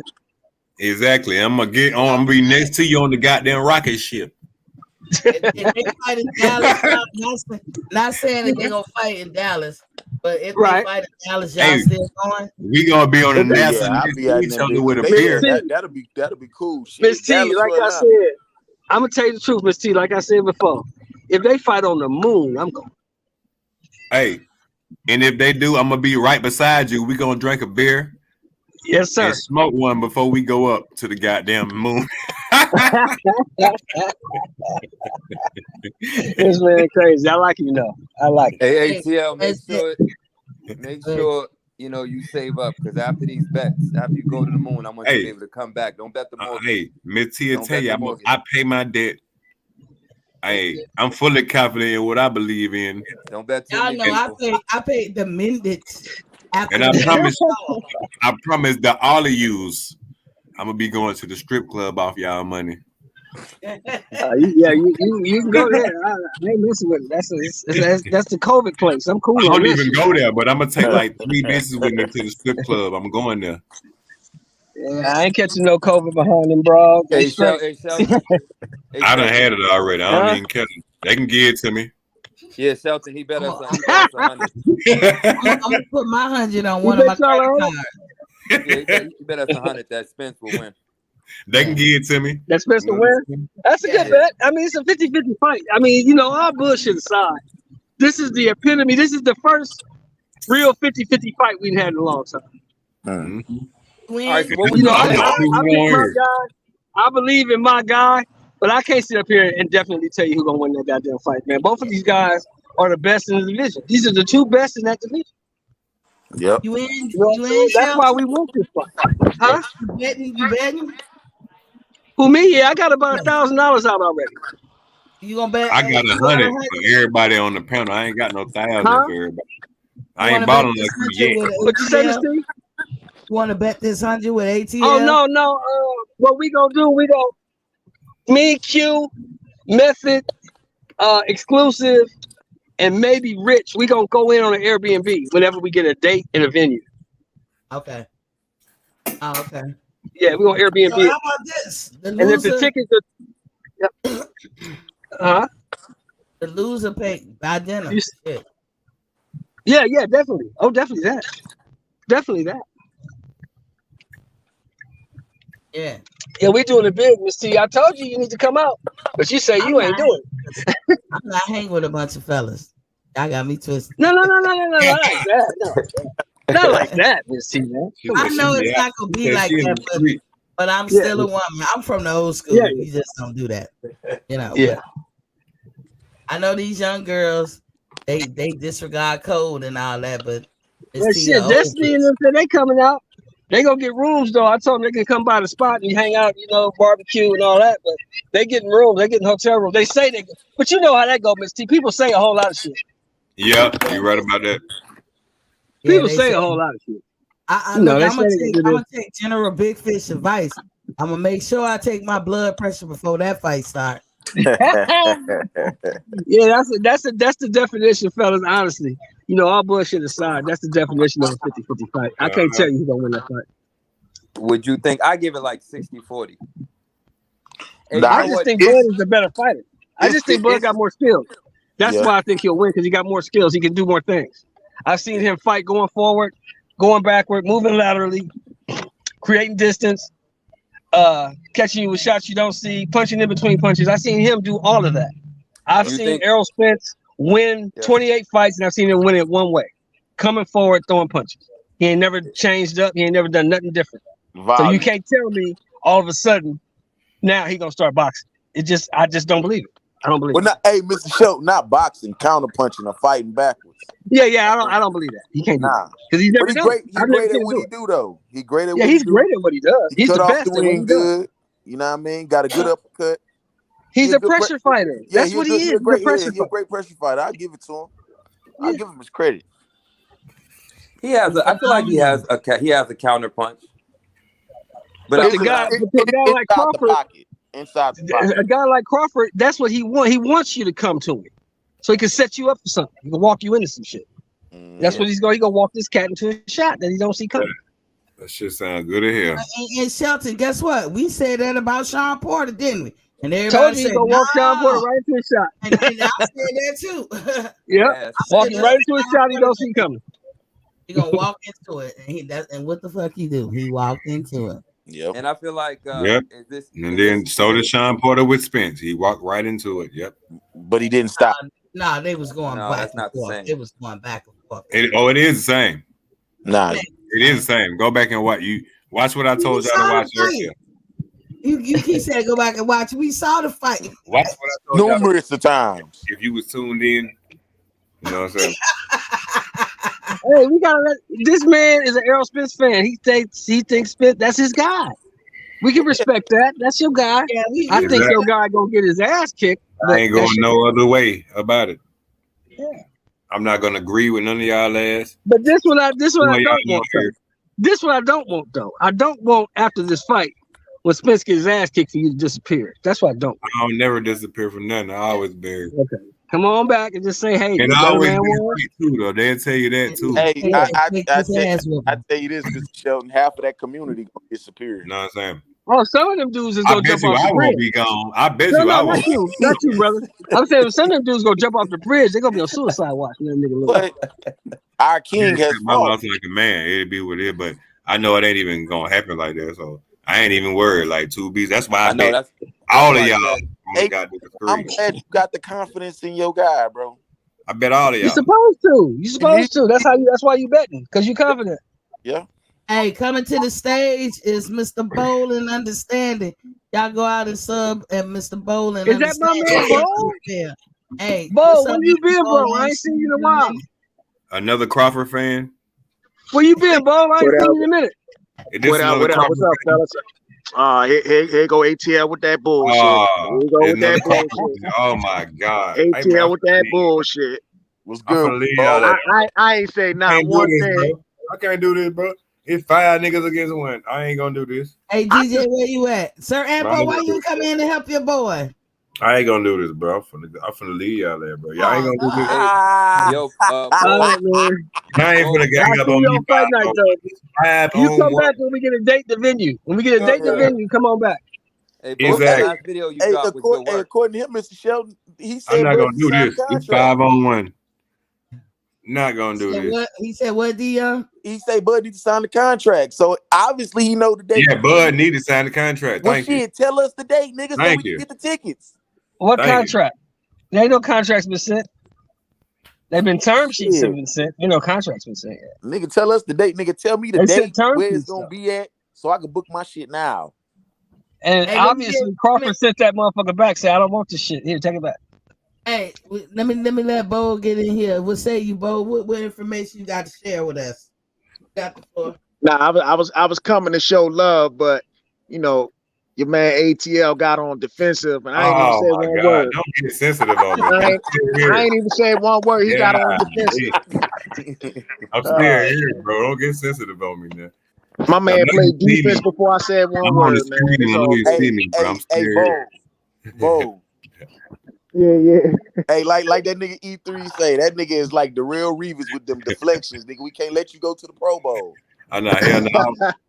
Y'all not gonna do me like was that. Deflecting. 5 of y'all niggas. Shout out my dog E3. You know what I'm saying? Yeah, Sir Ampo, come on up here. Yeah, come on up here, bro. Let me get another Crawford hater, another Spence hater in this bitch. Help your boy out. God damn. Hey, Bo. Yo, Bo. He drowning in shallow water. That mute. I gotta tell my ladies and shit. That video you dropped the other day was dope, man. The one that E3 played. Oh, you talking about with the Tom was Shakur Stevenson, Dante Bossa Nation? Yeah. Oh yeah, appreciate that, man. Yeah. Oh, question, Miss T. Did you get a chance to watch that interview I told you about? I didn't. I fell right asleep after I got off, but I will watch it. Boy, I did she hear lying. about some of it. She lying like a Watch motherfucker. that Shakur interview with Brian Custer. Everybody on the panel, watch that interview with Brian Custer with Shakur Stevenson, please. Oh yeah, I saw it. Yeah, I saw that. I was listening to Great it. interview, right? That was a great interview. Well, all Right? y'all lying. Y'all ain't see Definitely a that good shit. interview. All y'all lying, bro. Y'all ain't see that shit. Mitty, they lying. They ain't gonna lie on your show. Yeah, I seen it. You know, goddamn well you ain't see that shit. Nah, nigga, you just ain't saw it. I'm gonna watch it, but I heard about the news. I heard about the news with Shakur. Don't spoil it for her. Let her watch it. Let her watch it. That shit gonna have you dying, Miss T. What Dante Boxing has said or whatever. Hey. I saw Shakur's response to Dante's boxing. I didn't see Dante's boxing's initial what he put out, but I kind of get the gist of what happened. And you said the what? The gist of what happened. Oh, okay. I would say if a person's not into if they're not in, like Shakur don't strike me. He's just a fan of boxing. He's a boxer. He just trying to be a regular guy. So and he's still young. So sometimes you gotta let young folks be regular. You can't put all the ills of the world on their shoulder. Stuff. What's up? I'm on your ass, right? What you on my ass for? I'm on all 5 of y'all ass. Don't be trying to switch the subject. Fuck that. No. What subject? Miss T, let me ask you a question. Let me ask y'all a question. What's the first rule of being pro-black? Stop ducking. You better have you a black woman on your arm. And stop ducking. Exactly. Right. So if you ain't got a black woman in your bed, don't question my blackness. You don't have nothing to say to me about being black. Damn, I say that I ain't all say the time. you went with a black girl while you getting No, we're not talking about you, brother. You gotta listen. We're not talking about you. Yeah, Dante was Dante over there in the Philippines. He over there in Thailand with them Taiwanese bros. Talk about spins. Yeah. That dude was out of pocket, man. You can't question my blackness, and you ain't even got a black woman, nigga. How you gonna question me? Who ain't got a black woman? Dante ain't got no black woman. He got a Taiwanese bro. Them niggas you listen to, that's what I'm talking about. He bought her. Yeah, them niggas you listen to. Most of the niggas you listen to got Mexicans and Koreans and everything but sisters.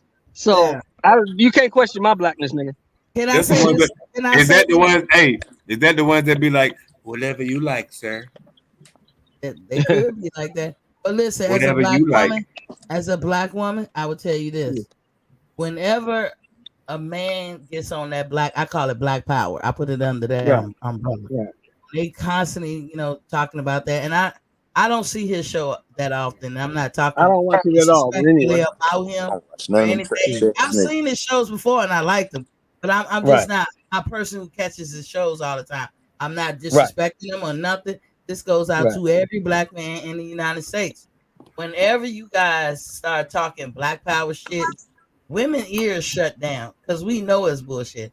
We just that's fucked up. Mitty died. Damn. We can't hear. But listen, it's not. The heart wants this at the same time. Why is it fucked up? Damn. Because the heart wants what the heart wants, and that's good. But you relinquish the right to get on your soapbox and be Mr. Black Power. Excuse me, black man. Did y'all hear what she just said? All I said. I disagree. I kind of disagree a little bit. You disagree, Lightspeed? Just a little bit. Okay. Damn, that shit was hard. Ain't no argument or nothing. No, because I feel I'll be right back, y'all. I'll be right back. Like I think I get what you're saying because I feel like there's a lot of people that are they're race baiters.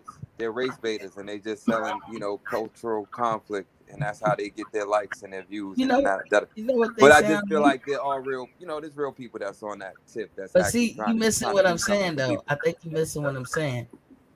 The heart wants what the heart wants. You can date outside your race. I have no problem with that. Half of us wouldn't even be here without the different race person in our family lineage. I don't have a problem with that. All I'm saying is you relinquish the right to get up here and be talking Mr. Black Power and shit. You're just talking about black stuff on the soapbox. But there's 1,000 ways to help black people Even if you married to somebody that's not a sister, just don't get on the soapbox because women are not going to see that you for us. You only doing that for your peers. You only doing that to big yourself up amongst black men. You're not doing anything for any black woman. We don't see that. That's what I'm trying to say. We hear a dick swinging contest, and we hear, like you just trying to be the man. You know, you try to be the best. The man alpha, is big. you know, the alpha black man. We don't got nothing to do with that. We don't think you think we beautiful. We don't think that you think we beautiful. We don't think that you put any value in us. So our ears completely shut the fuck down. I'm just being honest. Most women probably won't say it, but I guarantee you, when we are amongst ourselves, I ain't met a black woman yet that disagree with what I said. And there might be one out there, but I done walked this earth for a long time, and I'm gonna tell you, I ain't met a black woman yet. They can say what they want in front of y'all. When we get around each other, people like, that nigga, please. I'm telling y'all, I'm just being honest. Being honest. Facts over feelings, says sliding through the support. Thank you, King. And he said Thurman fighting being officially. You know, I guess I don't know what FR means. For real. Oh yeah, well, yeah, that's what they saying. At least they moving in the right direction. That's what we was talking about, Keith Thurman. And I wanted to know what y'all think. I think for Keith, it's keeping them active and keeping them on ice. Now, you know the PBC want to throw him in the mix between Earl and Bud. I don't want that. None of y'all want that. But Keith want that. And I can't be mad that that's what he want. But fighting Connor is a way to stay active. I think he should fight him this summer and then turn around and fight another fight this year and then go to them 2-year fights a year. But Connor, this is definitely a step in the right direction for him. But that bullshit, that Algeria and all that other shit, except Adrian Granados, I've rocked with Adrian. But all them other motherfuckers, man, I'm looking at Connor like he a joke, like he a wet food stamp. So that's fucked up. Yeah, but what y'all I agree. Yeah, I agree with that. I agree with that comment that one dude just put out there. Keep trying to take the easy route back to the top. I agree with that 100% because how is it that he was talking about not fighting these new dudes, but he want to fight Khan. He don't want to fight Boots. He don't want to fight Ortiz. Yeah, he actually want to fight Khan because Khan is like Khan is kind of like a project right now. Yeah, he's starting to look like a duck with Boots because he could fight Boots. They both have nothing. Yeah. Conor being got removed from the WBC ranking. Don't trust the steroid use. Hey, I forgot about that. Yeah. I forgot about that. Oh, he done then. That shit ain't happening then. I forgot about that. I just showed y'all that picture of Barrio's face with. That's why I told you that shit was bullshit. I didn't even know that shit happened, but I knew it was some bullshit, and I just tell you, man, to you. You did. But I still think it's a good fight for both of them. However, Keith, you look like the duck and Boots. It ain't no good fight. That nigga cheated already. He got the cheat code on already. Who you talking about, Conor? Yeah. They still gonna fight. You know, that ain't stopping. These days, somebody sipping tea ain't stopping shit. Terry Anderson had to wait about 5 years to fight. Yeah, I mean, I don't know. I say he's being active. That's a good way to save face. Yeah. The show act like he ain't know who Boots was. And I ain't gonna lie and say I ain't gonna watch Thurman's next fight, but I'm still, for me, it's like, what's next? What's next after this next fight? Because I still really want to see him challenge himself. So until he does that, I'm never really gonna you know what I mean? I just won't. I can't rock with Keith like that. I feel like in my head he got something to prove. So I mean, he could fight. He could fight Stanley Onis. Since he's or Crawley, he could fight Stanley Onis, Crawley, or the dude Stanley Onis just beat. Like they all on the PBC. Hold on, Crawley, the one that just fought Boots. I don't want to see him ever. No. Crawley is still undefeated. That's the one that fought Josecito Lopez. Oh, okay. Yeah. Who was that dude that fought Boots last? Oh, Custio Clayton. Yeah, I don't want to see that nigga ever. Nah. Yeah, that nigga was just a fill-in. He felt that one shot and it was over with. I hope he choked on that money.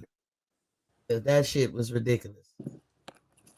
You know, I was ready to see a good ass fight. I want to see Boots, last longer in the rounds. I want to see Boots challenge. Yeah. But that bullshit. Whew. So who you think the only one that can challenge him right now in his era? The young guys. That's a good question. Ortiz. I think he I washed. don't even think much of his ass. I think he washed. I like Ortiz. I like him. He comes he straightforward, but that's about it. That's what I'm saying, Bo, and that's why I think shit. Frank Martin. Who? Frank Martin. Man, bro, this nigga's at 135. Frank Martin thought he was a welterweight. No, this nigga at 135. Okay. Gary Tasker said, "Up in this biatch." I mean, that's why I just want to see Thurman. I think who's best match for Thurman right now. Just to answer a few questions, I feel like I want to see him fight Boots. Like, yeah. Yeah, you know what? Boots and Connor might be a good fight. See, Connor, the way he fight, this is what people will expect. A good ass, balls to the walls, hardcore fight. So putting him in there with Boots and seeing Boots dismantle the fuck out of him and make him look like he's 5 years old. That's gonna be bad. That's gonna to me tell me something about Boots. Because we see what Connor does to folks and we see how he fights. Get in there with Boots gonna make you look like you 5 years old. Boots make them look like they ordinary. Yeah. Fuck Boots. They walking in slow motion and shit. That hand speed is a problem. Like, you just can't even. Zach said the ghost, the truth. Who they call the ghost? Frank Martin, I think. Oh, okay. Kylie Fire, welcome to the building. What's Papa King? He said standing on his Virgil. What is standing on his first name Virgil? Nah, Virgil Ortiz. Oh, Virgil Ortiz. Like I said, and Virgil Ortiz is he's like the negative 2.0 of Spence. Hold on, Jerry. Forget to smash the motherfucking like button in this bitch. Call from Jerry. What's up, Jerry? You got the floor. Don't. What up, Jerry? What up? What up? Hey, Jerry. Jerry, you talked to Bob Arum, Jerry? Have I talked to Bob Arum? Yeah. We trying to know. ATL, you got some help now. I wish, brother. I wish. Let me say this about Boots Ennis. Boots Ennis looks like a hell of a fighter. Nobody can. If you know boxing, you look at that man. It's clear he can fight. Yes. But I agree with what Devin Haney said a few weeks ago. People getting a little bit close to overrating Boots. Overrated. Devin Haney said that? Yeah. Huh? Wow. Yeah, Haney said that, and he was right to say it, because one thing I hate to see is for a fighter to get overhyped. I don't mind some hype on a fighter that looks as good as he does. But we got to keep it in perspective. And to put it in perspective, consider this. Errol Spence was beating the hell out of people. I mean, just whooping the ass off of people. But then he took 3 fights in a row against 3 top guys. Mikey Garcia, moving up in weight, but still a very top guy. Danny Garcia and Sean Porter. And what happened? All 3 fights went the distance. The Porter fight was real close. There was only 1 knockdown. He went from just whooping the hell out of everybody to 3 distance fights with only 1 knockdown. And I could name a million fighters. Gennady Golovkin, he had all them title defenses. He was destroying them guys. But then he fought Jacobs, Canelo, and throw Derevchenko in there too. And what did you have? You had 4 fights that all could have maybe been draws, or maybe he lost a couple of those fights once he got to the top level. So Boots is a hell of a fighter in the making, but we got to reserve a little bit of caution that let's see what happens when they finally get him in there against some top guys. Exactly. I agree, Jerry, but you know what? Don't they do that? Exactly, Jerry. Don't they do that with most fighters? Because when you just said Devin Haney, and y'all, I love Devin Haney. I like him. I was pulling him for him with Cambosos. I don't know how you feel about this, Bo, what I'm about to say. But I think they was putting the cart before the horse with Devin too. Well, I was one of the people that called Devin a paper champ, just like Tank Davis called him. I believe titles are won and lost in the ring. Now, but you can't call him that no more. He beat the man who beat the man. He's a bona fide, undisputed champion now. I wasn't impressed with Linares and Gamboa. Gamboa was 39 years old, coming off of a long inactivity, a knockout loss to Tank Davis, a blown out Achilles. I didn't really give him much credit at all for that fight because Gamboa was just too damn old. Same thing with Linares. He was 37 years old when he fought him, and I think coming off of 2 losses. But he did a good number on Jojo Diaz. That was a good, solid win. That was a better fight. George Cambosa. Huh? That was a better fight with Jojo Cambosa. He was gonna win. Cambosa ain't nobody. Well, I didn't know that he was gonna win. I mean, but he did win. And come on now, Jerry. You didn't know he was gonna be Cambosa's. You know what? I watch boxing long enough to know that that's why they fight the fights, because boxing's full of upsets. You know, nobody gave Cambosis a shot in hell of beating Teofimo Lopez. Lopez had just knocked out Richard Comey in 2 rounds. He beat Lomachenko, who was a top 5 pound-for-pound fighter, and Lopez was looking like a phenom, to be honest. And nobody gave Cambosis. I hadn't heard of Cambosis. Nobody had, really. I knew but this is the thing, Jerry. What you did here was a lot of health issues with Teofimo Lopez. And whether people wanted to believe it or not, that was the thing coming out even before the fight even happened. It was like, well, Teo had COVID. Or Teo had this. Teo had, that. So. But I can tell you, I don't take excuses for fighters like that. If you make the weight. No, it's not. You can't call COVID an excuse, right? You can't say COVID is an excuse. It's a legit, like, that's what really happened. What I'm saying is when Devin Haney and what's his name went into a fight, there was like no, you didn't hear no health issues. So like I didn't think Cambosis was gonna give Devin any problems.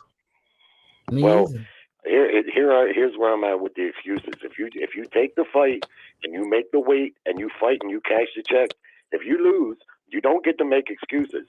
Lomachenko made excuses about having a bad shoulder. And maybe he did or maybe he didn't. But here's the thing. You're a professional prize fighter, $1 million prize fighter. You don't have to fight when you're injured if you're Lomachenko. You're not some club fighter fighting from check to check. You don't have to fight if you're that injured. If you're going to go into the biggest fight of your career with a shoulder so bad that you can't use it, well, then you deserve to lose. If Lopez took that fight against Cambosis while he had major health issues, maybe he did, maybe he didn't. All I know is when fighters lose, 9 times out of 10, they're going to make an excuse as for why they lost. They're not, it's rare. It's rare that you hear them honestly say and stick to, hey, he was just a better guy tonight. They should, Jerry. I agree with you on that. They should say those words. But Jerry, you want low key throwing a shot across the bow at Gary Russell Jr. with the shoulder. Well, Gary Russell could very well have a bad. He said he couldn't. He said he couldn't get out the fight. Well, he could have got out the fight. I mean, first off, you got to pass a physical still to even make a fight, and that's what you notice too. If you look when Lomachenko fought Lopez, first off, it's widely known that Loma didn't want a rematch clause. But tell me if this makes sense. How are you going to go into a big fight like that for all the belts, and you got a shoulder so bad, you would think he would have demanded a rematch clause. That's what makes more sense. He should have demanded that there be a rematch clause, knowing that he was injured like that. But if you watch before the fight, and every fight that Loma has, before the opening bell, he'll put his arms up on the top rope, and he'll put his hands on one to the left and one to the right on the top rope, and he'll drop all of his body weight down and do like a deep knee bend where all that pressure is on your shoulders. Come on, man. And then you're going to tell me that your shoulder was so messed up you couldn't punch?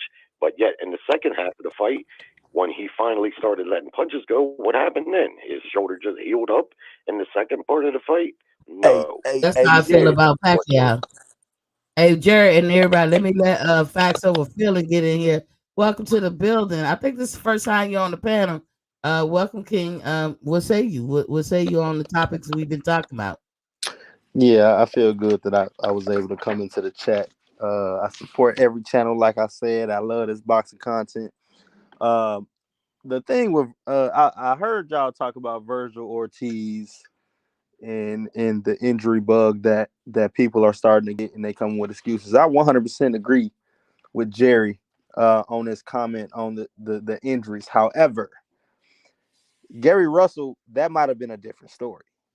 I honestly think Gary Russell outboxed Mateo, which although I think was close, given the situation, I still think he outclassed him with one arm. So I don't necessarily agree with Jerry on that one. Now, what I came in to say is about Keith Thurman, sorry ass, talking about all these excuses, all these injuries, all this, all that. He been saying this for the longest. At this rate, it's clear as day that he avoiding. He's trying to make his easy route to the top by not fighting Boots, because it's inevitable that if you beat Boots, which is a young cat, he already outpriced himself when talking about Boots. You know, he already demanded so much more money compared to it's one of those fights that even though it is a big fight, though, I have to say Thurman and Boots is a huge fight given the welterweight division. Now, facts. Why do you think he outpriced himself? And I'll ask you, and then when it gets to after you done on the floor, then we'll ask everybody, because I don't understand why everybody keeps saying he outpricing himself. Well, given this, what I say, I'm not in the negotiation, so I'm not gonna put that out there. From what I've been seeing or what I've been hearing from him, what Boots was also saying, and other people, and I'm not saying these sources are valid, but what I'm saying is that in the situation of the high risk, you want to have high reward, and given that you're trying to get all the way to the top to get to, because Boots is ranked top 3 in all sanctioning bodies. I don't know if people know that. Like he's top 5, top 3 in all welterweight sanctioning bodies. So he's one person that you really got to go through. I don't think he's in the WBO though. But I don't think he is. He's number 2 in the WBO. Yeah, like it's crazy that he's at least in that 3 out of 4 of them, or 4 out of 4 of them, because he's paying some money. But he's number 1 at IBF, right? Yeah, number 1 in IBF. Yeah. So it's ideally Boots already there. He's already in the top competition. You think it's a big fight, although Boots isn't a household name outside of the boxing community. I don't think Thurman at this stage is either. I don't think Thurman's name qualifies for the payday that he thinks he's gonna get, given that Boots is a high risk. Now this is me speculating, you guys. Me speculating. I think that Thurman asked for the 10 million because we know how PBC paying their fighters over there. Right. He probably want all his bread now. He want it now. 8776 now. He want this shit right now. So that's where I think that 10 million come from. He tired of them fucking loan payments.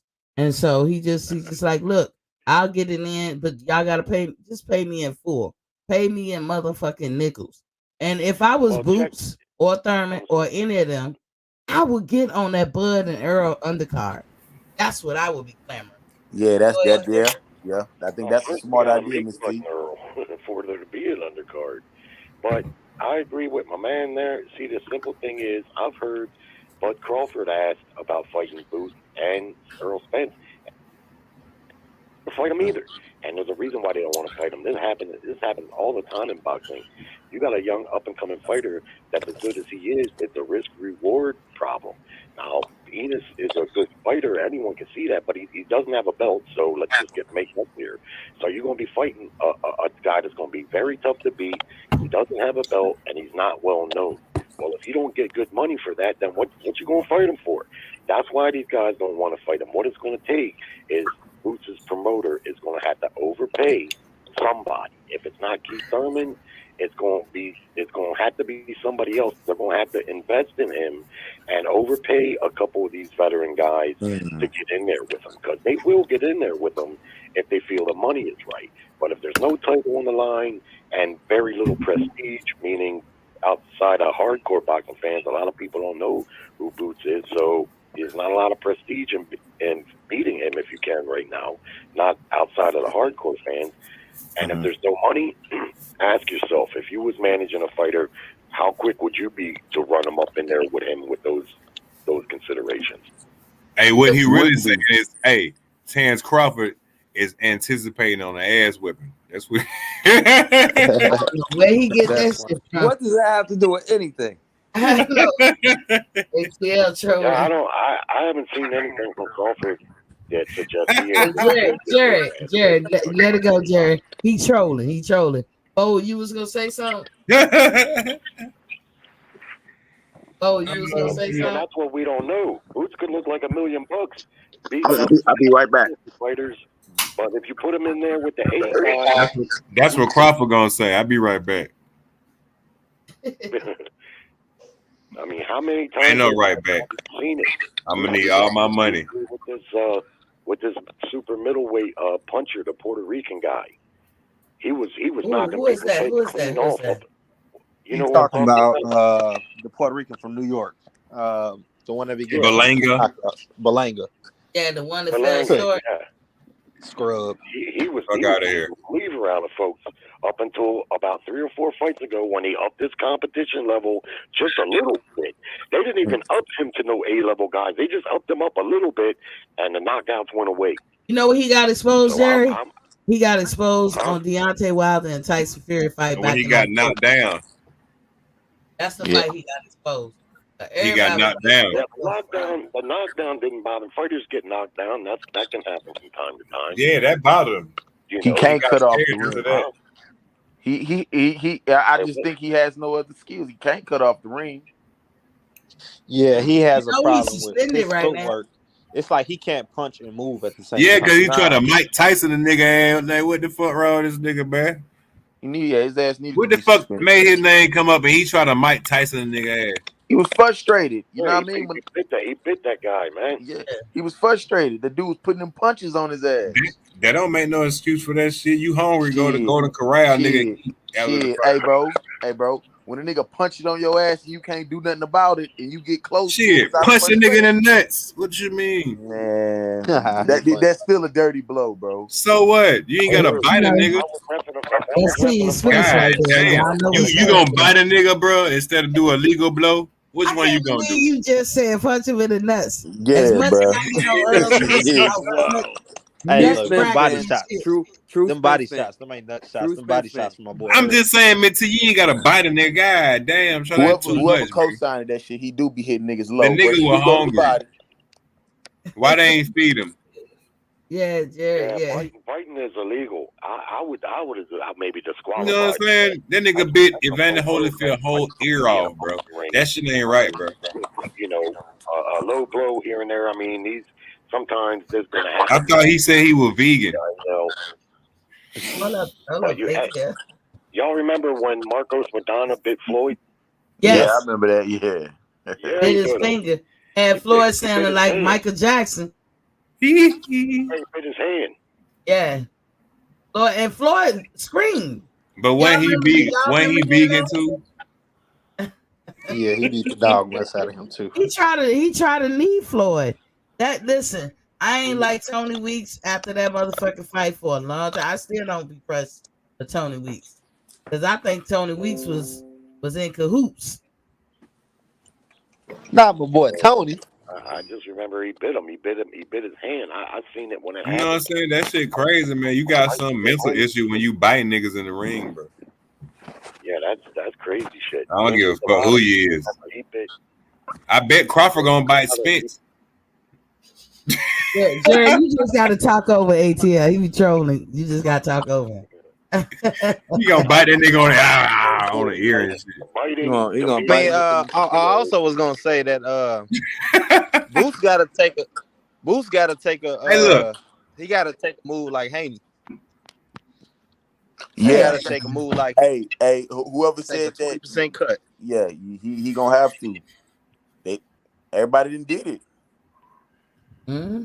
Everybody done did it. This shit crazy, bro. Booth signed with Showtime though. He gonna get some fights. Yeah. You know what? And by him, Showtime or his promoters gotta invest in him, and they gotta. Hey, excuse me, I don't mean to interrupt. Oh yeah, I got them bud sexuals. Yeah, you do. But what the hell that guy do with Aerosmith versus Bud Crawford? Why is Boots in here? That's what we was talking about. Boots is gonna be in Crawford ass. That's what's gonna go. That's what's gonna happen. It's gonna be Aerosmith's Boots in Crawford ass. Let's talk about that. Hey Jerry, you just gonna have to talk over ATL when you do that. You try to switch the narrative. We talking about Boots in Crawford ass. Should have been the biggest fight of the summer. That fight should be happening midsummer. Hell yeah. They should have been done started promoting it. And I'm starting to think the fight ain't gonna happen. Hey, Jerry. So you saying the fight ain't gonna happen, right? Why you think that? I'm starting to think. Tell me, Jerry, please. Great question. Yeah, ATL. Hey, real spill, bro. Let him talk because I want to hear why he think the fight ain't gonna happen. Tight pants. He gonna talk. Well, I mean, it ought to be obvious why people like myself are starting to think it ain't going to happen. The fight's already been 3 years in the making. It's not like PBC doesn't know who Bud Crawford is. They know his pay-per-view numbers. They know his views. They know everything about him.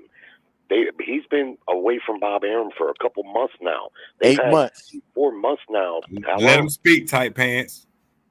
Boy, if you don't get your fucked up ass Braves hat for a while, and this fight, all we do is keep talking and fussing about all it. y'all sports teams. Sorry, Tim Bradley said before you suck. Y'all niggas garbage. 28-3 ass niggas. Hold on, y'all. I want to hear what Jerry's saying. But he's trying to roll. The fucking Incredible Hulk avatar. Hey, Miss T-Bay, use that mute button. That he didn't think the fight was going to get made regardless. Kitty ass nigga. Or without him. Nigga, come on, hey. And that's what we're seeing now. We're seeing a fight that stalled in negotiation. Yeah. Because of the leverage that he's trying to hold, he's trying to maintain leverage with PBC. Because in reality, is PBC is making these low guarantees with all this pay-per-view money, and Bud ain't got the leverage that he think he gonna get with this retirement fight. So, I mean, in reality, is Bud, he just standing his ground. It's gonna get done, I believe for sure, because there's too much money to be left on the table.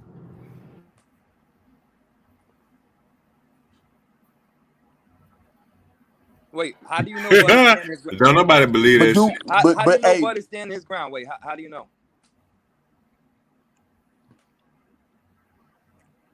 Repeating the question. How do you know Bud is standing his ground? Because the fight isn't made yet. So the fight isn't made. Are there two fighters involved, or is it just Bud? You said what? Say it again. Like, I don't know. Is that a receipt? The fight isn't made. I'm saying, how do you know that Bud is standing his ground? Like, what information? He says the two fighters involved, or just Bud? It's basic negotiations. He for his future, he has 2 divisions to go into, in which PBC controls both divisions. If he doesn't get an Earl fight, ain't no way in hell he gonna get a Charlo fight. Yeah, right? That's common sense. So he's holding. That's what I was telling her. Right. So the leverage that he's trying to maintain is, even though the fight's only gonna be done by 2 people, Bud and Earl. That's it. So in order to maintain that leverage, you stay quiet and you keep it solid and hold it out until PBC decides to do the same thing that Canelo has to do with Caleb Plant. Give up that money that Plant won't. Now PBC gonna fall off if they keep playing these games. They the ones gonna be hurting in the long run, because I like I said before I made my declaration, might as well say New Year's resolution after the Tim Smith interview, that I won't go buy no more pay-per-views. I was a pay-per-view buying motherfucker. I bought them all, and I haven't bought shit this year. I have. Damn, somebody got some bad feedback. Yeah, who riding through a tunnel? Go ahead, Jerry, what you said?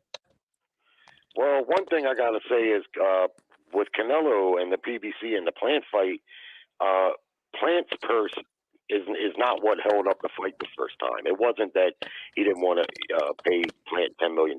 What held the fight up the first time is Canelo, if Plant wasn't able to fight, if he got injured or something. Hey, excuse me. Choose. Hear me. He want. Canelo wanted to be able to Excuse choose me. who You're excused. replacement opponent would be. Where did Canelo come from, bro? What's that? They was talking about the planned fight while it was held up. He was drawing an analysis to or comparison it wasn't to the the two. money. There was plenty of money there. It was because Canelo wanted to choose the replacement opponent. He didn't. They said it 30 days out. If they replace somebody, they were going to replace maybe Benavidez, whoever, and he didn't want that. And that's what I understood. The I problem looked at it, but you know what, Jerry? I looked at it like, what happened to ATL? Damn. I looked at it like Canelo, no, and I'm assuming this is my opinion. He was cycling off. Well, I definitely believe that too. By the way, if you I ask me, actually feel like he what I cycled off learned against about professional Plant fighters, and almost all of them are on something. Almost all of them. If you look at the list of fighters who have tested dirty since the performance enhancement era, it's a who's who of who's who in boxing. James Toney, Shane Mosley, Fernando Vargas. But Jerry, I know you close, big wigs. So I'm gonna ask you this. So WBC got the clean boxing program, right? You familiar with that, right? Right. Yeah. And so they supposed to test for VADA. And we ain't gotta get all the way in the weeds. But then WBC said they're gonna put out the list every month. They're gonna try to put out a list every month of the people who took the test and tested negative. Because what they're not gonna ever do, because I seen the laws and in their books that they're not going to put out the person name who tested positive. In that respect, they will call the fighter, his team, and that fighter's promoter, and the sanctioning body will be alerted. Maybe his opponent might get alerted too, but that's not something they're gonna put on the list. Am I correct so far, Jerry? I'm not sure about that policy. If you say so, I can believe it. But it'll be made public when these fighters test dirty. It's made public. It gets known. The reason I was asking you, Jerry, I was teeing you up because I know you know folks, and I'm trying for the life of me to figure out that the WBC said they're gonna put out this shit on this website they got. They've been doing that shit. And then all of a sudden, right before the Ugas and Earl fight, they stopped. Do you know that Tyson Fury made the list 3 motherfucking times? Dillian White made the list. Of all people, them two made the list. And then Ugas made the list. But you know who wasn't on the list? Earl Spence. Yeah. So explain that shit. There's a lot of rumors out there about Earl Spence too. But you're right. Rumors, just like Pacquiao, his whole career, he never tested dirty. But who don't believe that I've seen that guy go from 118 pounds to 147 pounds of shredded muscle with his head swollen like a basketball. Hey, you and said it best, Manny. I thought he was a hell of a fighter. You said it best. Nobody heads grow after puberty is over. So that's what I'm saying. That's what I know. Yeah. Hey, I'm getting ready to say something, and y'all can all fight me on this one. Is almost every one of these fighters are taking something. And Victor Conte that has that snack program? Remember, Victor Conte was the head steroid guy. He was the head guy. He got busted and he got in a lot of trouble. So you know what he did? He just flipped the script. And now he prescribes legal performance enhancement drugs. Yeah. All that snack shit, they're drugs too. And here's what you don't know. The commission bans, they allow a fighter to take certain diuretics and then they ban other diuretics. Well, Victor Conte is still basically juicing fighters, but he's just using the drugs that the commissions allow. And it's a slippery slope between what they allow and what they don't allow. Hey, Jerry, let me add something to that. Real quick. Wait, let me add something to that. I never say this because I really, certain politics is not even things I don't believe it. It's just that I don't even want to get into the weeds arguing with people about it.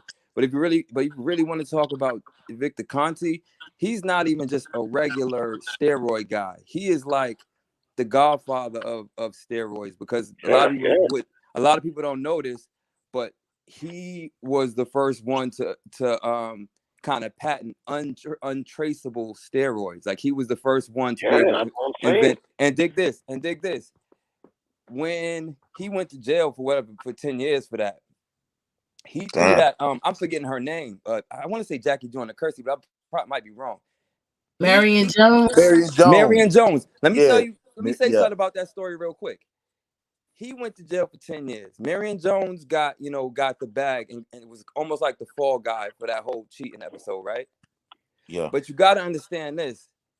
This guy was the godfather of drugs. Like he invented the one that couldn't be traced. So at the end of the day, for him, 10 years in jail is nothing if you are going to be the new godfather of untraceable drugs. Like, you know what I mean? Like, I'm just, not to say that, I don't want to, because there's a lot to be said with that. But all I'm gonna say is she went under the bus. He did a small bag and came out a kingpin. But here's what and then he started a gym. So this is what I want to say about boxing. This is why I feel like people gonna fight me on it. But I never say this, but this is what I feel. I feel like in boxing, you protect yourself at all times. And I don't get into all the drug stuff. Like, I don't like none of that. But it is what it is. A lot of people is using. In boxing, you protect yourself at all times. The thing I had to reason with myself is, if everybody's doing it, then that's an even playing field. And so, I don't. Yeah, I'm gonna get on you about that. I know you are. I know y'all are. Damn. But here's why. But I'm gonna tell you. Tell him, Jared. We gonna get on him about that one. Y'all are. But I want to tell you, I don't feel that way because I support that. It's because when I looked into it, at the end of the day, it was either me like being like, damn, I don't even rock with boxing because everybody's cheating, or me saying, all right, well, you know what, damn, everybody, since this is the playing field now. You have to let things play out the way they play out, Lightspeed, and everything in life ain't fair, and it ain't gonna be fair. So you cannot be defeated and say, well, fuck it, let's all be wrong. That is never the answer in no parts of your life. But being whatsoever. realistic. But dig this. That is an undefeated. A defeated characteristic when you said, well, if everybody cheating, and I ain't trying to get on you. Don't take me talking loud as we getting on you. But like, that's defeated because at no point in your life, I don't care what you talking about, school, whatever, playing chess, whatever, you try to remain being at your best. Because even if you have an opponent that you're competing with, you're always competing against yourself. And that's how you push yourself and dare to be great. The victory and the rewards are that much sweeter when you put that work in. Yeah, but see, I don't disagree with none of that. It just came down to it like this. When I think about the idea program, and what do they say? They say my workouts are so much better. My recovery time is like been cut down to like 30 seconds, and all these superhuman shit. Well, why is that? What kind of shit are you taking that's making that much of a difference? Well, Conte, just like the it's clean. Is the godfather of performance enhancement drugs. Yep. So he knows how to work the system, and he's basically doing the same thing that he was doing before. He's just doing it under their guidelines. And I disagree with that. And what better way to camouflage? Let Jared get it off, y'all.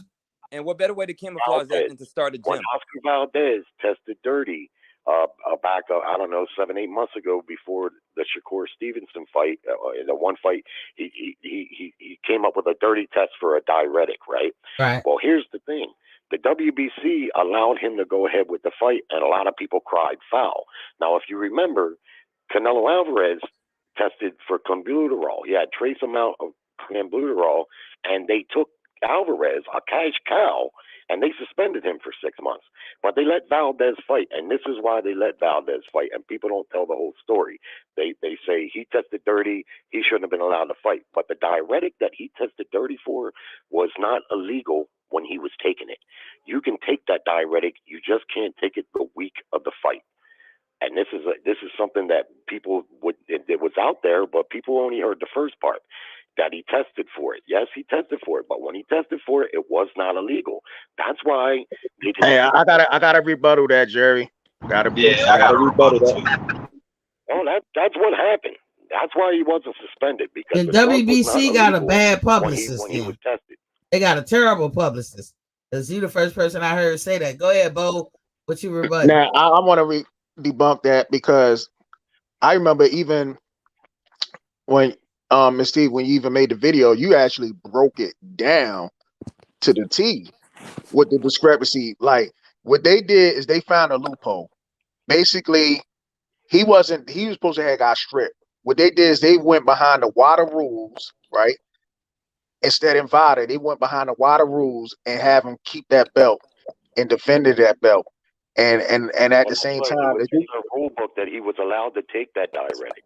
Hold on, Jared. Let thing happened to B.J. Sanders too. About a year prior to that, B.J. Sanders was tested positive, but over there in England, that very same diuretic.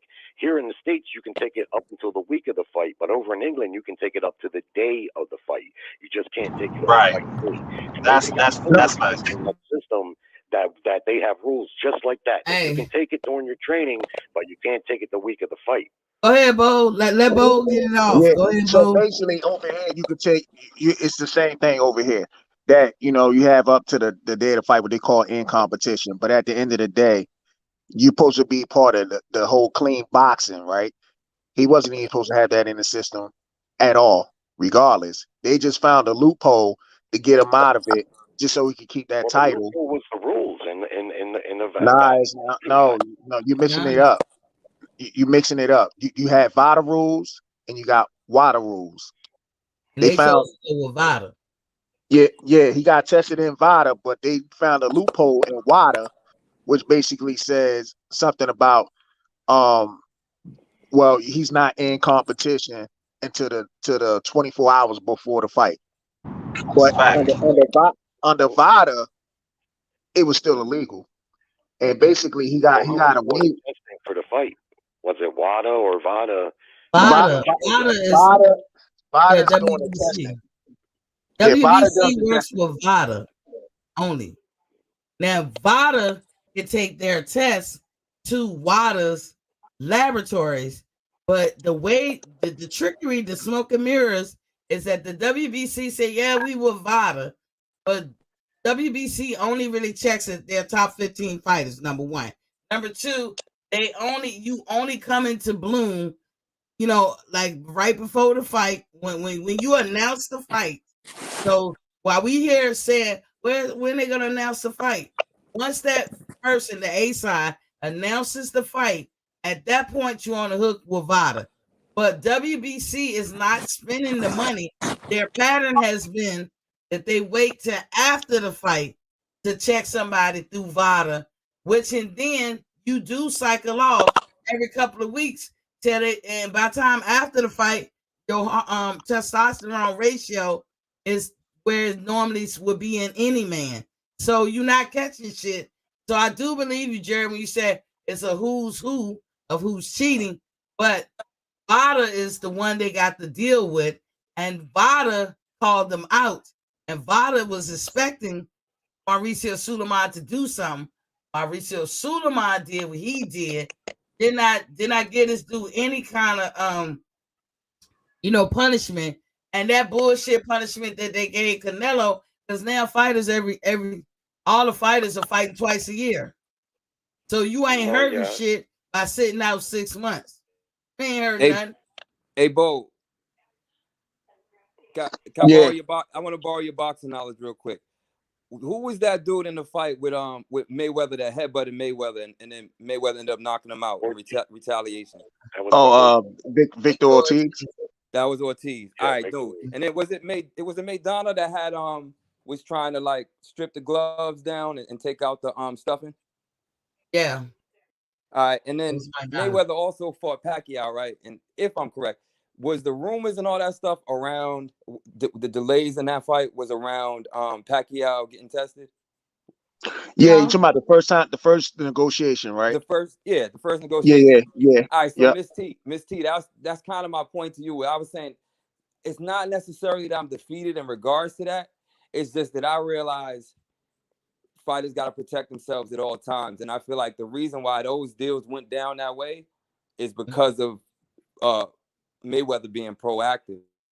And so for me, it's like I just feel like that's why it's protect yourself at all times, because I don't control these fighters, but I do see it's a lot going on. And if a fighter is not protecting themselves, like making sure the people they facing are not cheating, I don't have faith in these systems. I'm gonna give you another example outside of boxing. Y'all remember them actresses, and Jerry, I know you remember this. Some of our favorite actresses who got busted but cheating, helping their kids get in college. One of them acting like her kid Oh was yeah, a yeah. dangerous person. Then the girl get in college and she don't even give a damn. She can't appreciate shit because she want to be on Yeah. social media and all that stuff. Why? Because she ain't never had to work for nothing, but she took a spot from somebody else. Now, Somebody that actually was an that athlete. really qualified for it. Right. Now, who the fuck don't want a Stanford degree? But if we keep going to the same people, we can't say, well, you know, this is what happened. If you got enough money, you could do shit like that. That's why I say, man, there has to be integrity. You cannot lose your integrity just because everybody around you seem like they doing it. You have to stand 10 toes down for shit is right. Integrity means everything. But if you stand 10 toes down, so there's a thing. Here's my thing. Boxing is the last place to look for integrity because we gotta the try though. rankings are bought and paid for. Fighters testing dirty and it getting covered up. You know, Roy Jones has a dirty test in his past. A lot of people don't know that. Right. When he fought Richard Hall, he tested for a banned substance, and that was way back in But the hell, beginning. Roy was with the snow bunnies. That's not actual people, but you know, the snow. Huh? I heard Oh, Roy. you say he was fucking with the snow. I mean, I heard. I don't know. Hey, Miss T, we talking about Denver, Colorado snow. We talking about that snow Benavidez be on. Well, you know, Benavidez, I never did mind about the little things. Benavidez, you know what I'm saying? Fish scale. But you know, it's like you can't give into that world. I'm telling you, you're gonna if you really gonna put all this effort into doing shit, even if you fail, you know, I'm proud of my failures as well as my victories. But it's all about how you teach people. Like my daughter put a lot of pressure on herself, and I remember we had a conversation. I said, "You already won to me. If I made you feel like you have to, be the best and get the good grades and all that stuff, I'll take it back. Done well. You was the best child a mother could have asked for." And I said, take that pressure off because you're not gonna win and do great at everything. You can forget that shit, but you do your best. And we have to teach the young or the people behind us. You gotta have optimism in something, even if 99 people doing wrong, be the one person that's doing right. Eventually, you will move mountains. Well, Mayweather was, like the man said, proactive because Mayweather, obviously, he's on the inside of boxing, all the way on the inside. So he knew how a lot of fighters are taking shit. Mayweather knew firsthand, right? Because he's all the way on the inside. The problem with making steroids legal in boxing, like if you just said, all right, look, everybody, it's going to be a certain amount of fighters that won't do them, like Mayweather. And so it's not really fair to him that he's staying clean and the other guys aren't, And so he had leverage too because he was a cash cow, the cash cow. He had leverage to say, no, fuck that. If you want to fight me, you're going to be clean. And if you ain't clean like I am, you're not getting in here with me. And I can't blame him for that. But what I learned from knowing those two cats at HBO is, man, almost all of these fighters are taking shit. A lot of them get caught, but a lot of them. And like I said, Manny Pacquiao, I would bet my house that he took steroids. Hey, Jerry, I want some of that bet too. So me Hey, too. I put it like this though. I put it like this: Yeah. the man never got caught. He never. Right. And all I'm asking for fighters to do is not get caught, right? And I'm not saying that that's the energy that I'm just saying I respect every fighter given the situations that's going on at hand. As long as you never pop dirty, whatever the situation is, I will never claim you to be a steroid user. I won't put that jacket on you. Like I don't put that jacket or that asterisk beside Pacquiao. I'll say he the best that ever did that. I do. I don't put it on him technically, but in my heart of heart, I'm like Jerry. I will bet the farm on that bitch. You know what I'm saying? Yeah, I'm telling you what I do know medically, the heads don't grow. Yeah, after people even just don't do it. yeah, that is I true. also gotta Hey, chime in on that He did. integrity part. You'd be surprised how many people look the other way. And Yeah. plus, he probably had the best steroid people in the business and knew how to cycle on and off, so to where he wouldn't get caught. Can I lay my hand on the Bible and said that he did? No, I wouldn't do that. But if you're asking me my personal opinion, I watched him grow at a rate. And I remember when he fought Margarito before the fight, HBO did a piece and they showed Manny Pacquiao. He had his arms out in front of him with his finch clips like flexing, and they showed the picture from when he was 118 pounds to the picture of what he looked like today. And I'm gonna tell you right now that it wasn't human. But you know It they. was, But I'm gonna tell you, they're gonna get you got their that just good too, reward. though. They're gonna get their just reward because you know why? When you're doing that shit, you fuck with your hormones. And take it from somebody hard up, who, take hormones it and from everything. somebody that have hormone problems. I'm an all woman. Don't get it twisted. I lost my thyroid gland through cancer at 25. So my hormones do not work for me like they should. You know what I'm saying? I don't grow no hair and no deep voice, nothing like that. But like when it comes to metabolism, I don't have it. I don't make it. Therefore, I don't have no control over my body. And I struggle with that. But I'm gonna tell you right now, you fuck with your hormones, you fucking with your life, and you fucking with your quality of life. And I am a person who had thyroid issues or hypothyroidism, and I know people with autoimmune disorders who have that problem, like Hashimoto's and all that. I know them when I see it, and I can tell y'all about y'all favorite fighter, but I won't say it. I know this nigga doing something. Hey, I gotta call it. know I that. gotta call it down the line. This is why I could probably never be called a butt buddy. But nah, that applies across the board. So we gotta look at all our fighters. It's not just to put it like that. Play devil's advocate just a little bit. It's not just who you think it is. Not just the ones that's obvious. Oh yeah. I think Yeah, Derry but what was I'm trying to. saying I is they think have a Derry was look, trying high to. speed. Huh? They have a look, just like Down syndrome people have a look. People with thyroid issues have a look. I'm not gonna tell you about it because I don't When want to. Shane Mosley tested dirty in the second fight with Oscar De La Hoya, I was watching HBO and they were showing Shane, and his body was ripped to shreds like Manny's was, just ripped to shreds, superhuman looking. He looked like a something off a comic book, and he was deadlifting 800 pounds. For a guy weighing 150 pounds, and he's deadlifting 800 pounds. And I told my wife, I said, Shane's on that shit. Shane's on something. And to be honest with you, if you would have asked me who's the one fighter in boxing that you know wouldn't do steroids, I probably would have said Shane Mosley. But looking back on it, Shane admitted to using. He's one of the few guys that Oh yeah, Mayweather talked about his ass. And let me tell y'all this too: bug eyes is not a genetic trait. Say it again. What eyes? Bug eyes. You know how people have bug eyes? I see. They be like, Oh oh, my mother had it, or yeah. my dad had it. It's not a genetic trait. Y'all can Agreed. do y'all research. When you Bug see it, eyes. you better Hey, recognize. Miss T, I gotta ask you about that integrity part. Well, I just had a comment on it.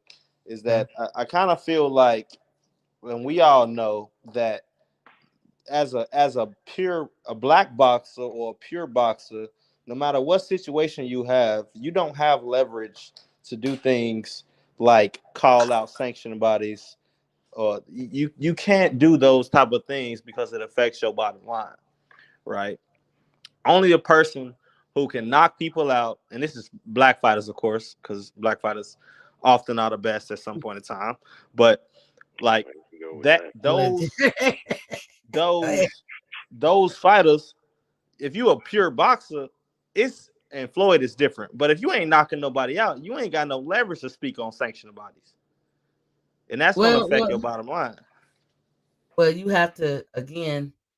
You got to chart your own course in life. You got to be your own woman. You got to be your own man, and whatever come with me. You know, I in the military, it affected my bottom line because I wasn't a brown noser. It really did.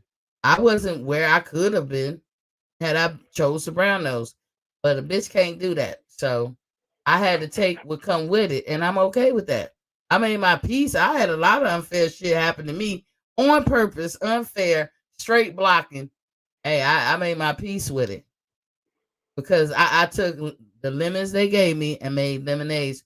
I wasn't gonna when you get placed in a predicament, you may say to yourself, "Damn, I ain't nowhere near where I said I want to be." But you gotta make your peace with it. Right is right and wrong is wrong. It's about integrity. That's what I mean by integrity. You either stand for something or you fall for everything. Yeah, I'm all about integrity too, just because, especially in the sport, combat sports in general. I mean, your body's a literal weapon, and you beating the mess out of somebody. So you don't want to. If you be on something and you just beat the hell out of somebody, you end up killing that person. Then that's crazy. Like I saw the MMA with that dude Michael Bisping. He got his eye. He lost his eye due to fighting Vitor Belfort, who was on steroids at the time of the court. No, almost everybody over there is on steroids. Just about damn near everybody over there. That's what I'm saying. Steroids really ain't went nowhere in sports. Really, they're not really talking about it now because we got so much other shit in the last 5 to 10 years that have been going on in the world. Not a lot of people really paying attention, and things kind of went back the way they were before. And when you're a money generator, you guys know as well as I do, people will look the other way, especially in boxing, because boxing's corrupt. I don't trust WADA, NADA, YADA. I don't trust none of them motherfuckers. I don't trust the Jerry, what's your opinion on Snack? On Snack? Yep. Yeah, that's what I was saying. Victor Conte heads that up. What he's doing there is the same thing he was doing before, only he's doing it within the boundaries of the guidelines that are VADA restricted. So they allow a lot of drugs. That's what a lot of people don't know. There's a lot of what you could call performance enhancing drugs that aren't on the banned lists, and they allot for them. And he knows exactly which ones they are, and who knows what kind of mad shit he's doing over there. I don't really trust it, but the thing is all you got to do is get by the rules. If you get by the rules and what they say is legal, and then they got other shit that they say, all right, this is illegal. Then they got some shit that they say, well, this is legal up until the day of the fight. You can take it through training camp, but you can't take it the week of the fight. Shit like that, And so they always got shit that you don't even know that's legal. Like they haven't been invented yet. But I think that's why it happens when people's favorite fighters is involved with sketchy things. People overlook it because it's their favorite fighter. But I think that's why that's why I came to my conclusion. Like, damn, I don't like this shit at all, and I don't agree with it at all. But if I say it, motherfuckers gonna jump on it because their favorite fighters is associated. So I was like, you know what? Well, that's my next question. Where do you rank fighters that have been caught using steroids, like take James Toney, for instance, when he fought Evander Holyfield? I'm pretty sure it was the Holyfield fight. Well, he beat Evander, but after the fight, he tested positive for steroids. Now, I can't rock with it. So I realized this. I realized I can still like a fighter's style because there's some parts of them that is them. Like, you know what I mean? So, all right, you just a souped up version of who you were, but nah, I can't rock with it. Like, just if I want to be really objective, it's gonna be a lot of my favorite fighters. But hey, look, it is what it is. If they make it through, I always see it like if they made it through, then there's water under the bridge. Not saying we condone it. Not saying I ever condone it. Because it comes down to this. Do you value life? I don't hang with people who don't value life. I just don't. Just in life in general. And you got to have a high disregard for life to do that shit when you know that death could be on the menu, even if everybody on the up and up. And have you met anybody that took a life just for the sport of boxing or died just for the sport of boxing? I have. And I'm telling you, it don't matter which side of the equation you on, you will be fucked up for life. Yeah, I agree. But you know what? The fighters, just like the baseball players, they don't really view it like that. Let me tell you how they rationalize it. A baseball player says, hey, I'm hitting like 15, 18 home runs a year, and I'm making this much money. If I can put myself in the 40 to 50 homer racket, then I'm going to make way, way more money. And that's how the fighters rationalize it. They rationalize it as, I'm just making my body better, and it's going to make me more money. I don't think they're really thinking like I might turn myself into a machine and maybe kill somebody. Beat your wife, kids down. Lose your motherfucking mind. Go back and watch. If you really want to see a good from the beginning to the end. Go back and watch some of these old bodybuilders. See where they at now. The ones that was a hot ticket item when they was in their early 20s, and then they pushing 50. Go see what's up with them. I don't know too many men who like to have, down south problems, like serious problems. Because again, when you do that shit, you fucking with your hormones. And a lot of men don't realize that the hormone, what I'm talking about, like the thyroid gland and all that, that's part of the endocrine system. The endocrine system meaning your glandular system. One of the easiest targets when some go bad to attack the endocrine system is real easily to attack. And for women, it usually goes to their thyroid. You know where it goes for men? Y'all balls. Balls, right? Yeah. And know what the answer for when you got a problem in your endocrine system? Yank it out. So how many men is raising their hand to be less some balls? To get some balls taken away? I don't know many. Yeah, that's a tough trade-off. That's a very tough trade-off, I would believe. That's a fucked up trade-off. But you're right about that, because that's what it does. It shrinks your nuts up, and then you start growing titties and stuff. And and like you said, it's a hormonal thing, I've often wondered about them because, the doctor, you can get steroids. When my cousin was little, he was always a little scrawny little kid, and he wouldn't fucking eat and shit like that. And they didn't know what the fuck was wrong with him. When nothing wasn't really wrong with him, and the doctor gave him some steroids. Now, what kind of steroids they was, I don't know. He was just a little kid, about 10, 11 years old. And over the next few years, he grew, he filled out, and he went from a little shrinkling, little shrimp. My cousin has Crohn's disease, and you know what her medicine is? Steroids. You know what I'm going to tell you what your cousin had all along? Because I have the same problem, Jared. This is why I have that health channel. It's called autoimmune disorders. And what it is these food companies are putting the preservatives, which I agree is the way to go, so you can have food on the shelf or come from the truck to the grocery store in the first place. Otherwise, food will perish before it can get to the grocery store. So it's the preservatives and the sugars. That shit activates people's autoimmune disorders, and autoimmune disorders attack your body.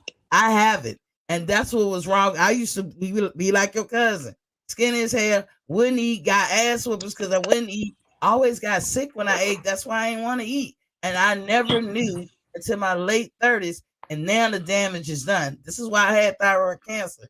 And I can tell you guys about hormones. Dude, I'm going to tell you, it ain't nothing to play with. It really ain't. You do not, I wouldn't wish it on my worst enemy. That's how bad I'm telling you. The shit that they put in food today and what they've been putting in with the what do they call, the genetically modified and all that bullshit. Take for instance this. Take this for instance. You hear nowadays about these kids that are highly allergic to peanut and peanut butter, right? Yeah. When I was a kid, and probably same with y'all, we wouldn't have survived without eating peanut butter. Exactly. Wasn't nobody fucking allergic to peanut butter. Everybody ate peanut butter. If we didn't have peanut butter, we probably wouldn't have survived. Nowadays, you can't take a peanut near a whole lot of kids. What changed? Did the kid change, or did the way they farm them peanuts change, or the way they preserve those peanuts? That's what changed. They started putting something in them peanuts that made all these kids allergic to them because they weren't genetically never altered like the that. food, and it's the sugar that they put in. And not to give steroids a bad name, because steroids is actually a good medicine that can save your life. And I'm telling you guys, I'm on steroids now. You got steroids that alter how you look. I'm not on no kind of steroids that make me into no man. So let me be clear with that. But it saves my life. I'm constantly on steroids. I have big ass appetites when they have to put me on it. I take the steroids to save my life. And I'm bigger than I probably should be. Huh? How big are your balls? I don't got no balls, Jared. I'm about to ask you how big your titties is. I don't got no balls, but I'm just saying that's what it does. The regular run-of-the-mill medicine steroids do not alter your being as a man or a woman. But that shit that they use in sports, So what do y'all feel about growth what do y'all hormones. what do y'all feel about the pressure on fighters nowadays in this era? Because it's like, you know what I mean, this is the green print era, so you can't afford to lose. So the pressure for losing is like, I mean, Point. you I can't don't know. lose anymore. Like the They pressure gotta is get the Mayweather that's what I'm formula saying. or whatever that was out of their head. That shit has to dissipate over time, and it's starting to. But because everybody think they can't have a loss. They think they ain't nothing. When I used to watch boxing as a youngster, I was happy to see any fighter who may have lost or may have not lost, but it was the thrill of the fight. These motherfuckers came in the ring and left it all in the ring. Who don't want to see Smoking Joe? That's one of my favorite fighters. Yeah, exactly. And Shit. that's why I feel like to some extent, and I don't have the words to kind of sum it up like some other people might be able to, but that's why I feel like this whole kind of getting the bag thing is actually one is messing up boxing, but it's actually not really making boxing more entertaining. Like it's actually the reason why you can't generate more money, because I think people want to see trilogies. People want to see great matchups. That's when I think about it, like that's what I go for. I'd rather see a great matchup than, you know what I mean, some built up or some undefeated fighter. Like for instance, I'm entertained watching Sean Porter fight. Even through arguably all those losses he took in the end, I still like to watch him fight because I know whoever he get in the ring with, it's gonna be a exciting match. It's gonna be some chess. It's gonna be, you know what I mean? Like, and I really wish they would sell that more because I think that works for everybody. That's why I say you gotta have integrity. Because if you're happy with everything that you gave, there's no defeat in that. There's no loss in that. Yeah. The integrity Well, has to be with you. I'm sorry. Go ahead, Jerry. That's why, and I'm going to touch on Devin Haney here for a second, and I'm not hating on Devin Haney. I'm just going to say my piece.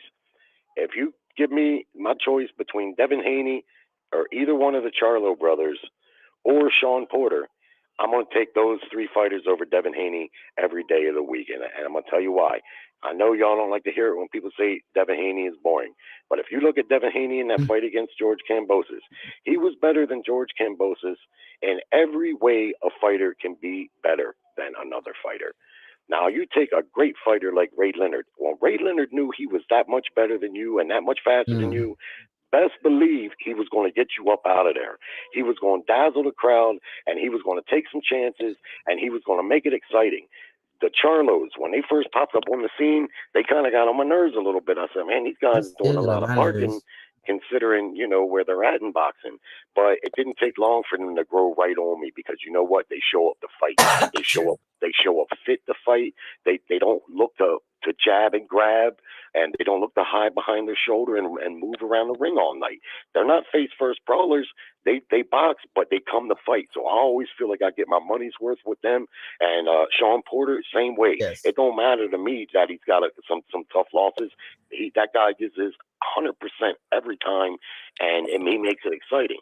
Devin, he may be effective, but for me, it's hard to watch him fight, because I can watch a pure boxer. I can appreciate a good boxer, but you got to take some chances. But it's like my man said there a minute ago.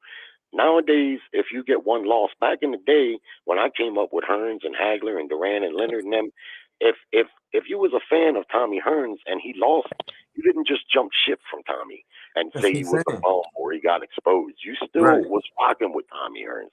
Right. Nowadays, fans are so fickle. A fighter even gets knocked down. Even if he just gets knocked down, oh, he's got a glass jaw. He's a bum. This and that, and they jump right off. So the fans are partly why boxing is in the place that it is. And then the way it translates to a fighter like Haney is he says, "Fuck it, I'm not going to take a chance because I'm just not going to take a chance." But you know what? I totally agree with you there. But I'm gonna put a little different spin on that, because they say Rigo was born. I didn't ever think Rigo was born. I understand why people say that, because it wasn't all exciting. I was like, this motherfucker playing chess. If you want to really make him bang, if you want to make Rigo bang, you gonna get what you ask for. But I don't think you can get that with Devin. And I be left sitting there like, has Devin found a person to fight that's really challenging? Is he that extraordinary? And see, that question is still there with me, even though I'm a Devin Haney fan. It's still there with me. So when they be talking about the Devin and potential Tank fight, I'm like, yeah, because Tank gonna bring it, and y'all gonna have to scrap. I don't know if Devin can handle adversity. I still don't know, but I am happy that he is undisputed and he got his rewards. And we know he's a good fighter, but I don't know if he can handle adversity. I feel I know Rigo in his day can handle adversity. I feel I know that. And other fighters, I just don't know that about Devin.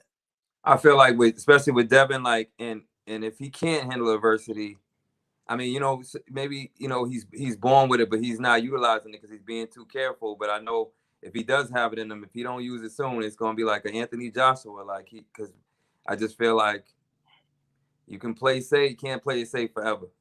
I'll be optimistic. Someone's gonna find a way to that chin, and I just think it's gonna affect his popularity, man. He's 23 though, really Jared. He's 23. A jab and grab fighter. Because we didn't like when Klitschko did it. But he's 23, so we giving him a reprieve. That's true. It's only 23. That's true. He who y'all talking about? Time yet. Devin Haney.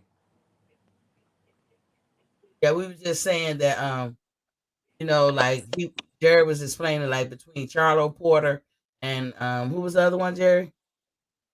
Either Charlo brothers. Either Charlo brothers or Porter. Know you're gonna get a fight. You might not like their behavior, but you know you're gonna get a fight. And he was saying how Devin he felt was a little boring. He beat Kambosos fair and square and beat him with a jab, but he's not creative enough. And Jerry said something profound.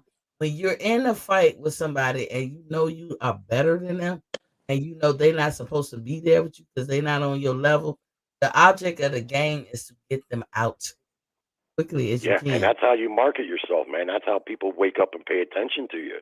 Golovkin, I thought, was overrated during that title run that he had, but he was facing fighters that were below him. But guess what? He was knocking them out, and he was making it clear that they were below them consistently. Do you think? I think defenses in a row, all by knockout. Now he should have beat those guys, and he did, and he beat them by knockout, and that's how people stand up and pay attention. Now everybody ain't gonna be a knockout puncher. Devin may never be a knockout puncher, but you know what, man? Let some fast combinations go. Do like Ray Leonard used to do. All these fighters could take some notes from Ray Leonard. I'm serious when I say that. Ray Leonard knew how to fight, man. He knew how to entertain. He knew how to make you like him, and he knew he just was a fabulous fighter. And if he knew he was better than you, shame on you. He was going to let everybody else was going to know that he was much better than you too. I was disappointed a little bit with Haney in that fight because there was too much jab and grab. You're way better than this guy. You're hitting him with anything you throw, man. Light him up. Even if you can't take him out of it, when you leave this arena, everyone should be talking about what you did to him, because he had him in that position. Now, I mean, what can you do when you're an effective fighter? You've seen his other fights with Jojo Diaz. He shut him down. I don't think Diaz maybe won 1 or 2 rounds. I think Diaz Gamboa, they were old, good. But he beat them, very effectively, but not exciting at all. I think Diaz did pretty good, but I think Diaz let off the gas and he didn't pressure him enough. Hey, y'all think sharp for Diaz? Go ahead. Y'all think Haney struggles with power or killer instinct? Like, what do you think is the reason he's not getting knockouts or knockouts? I haven't seen him struggle with anything. I think with knockouts and getting people out of there. Nah, Jerry. I think what it is Haney probably is not the power puncher. I think when he hits people, they probably could take it. Now, if they don't see it coming, I'm sure he can knock somebody out.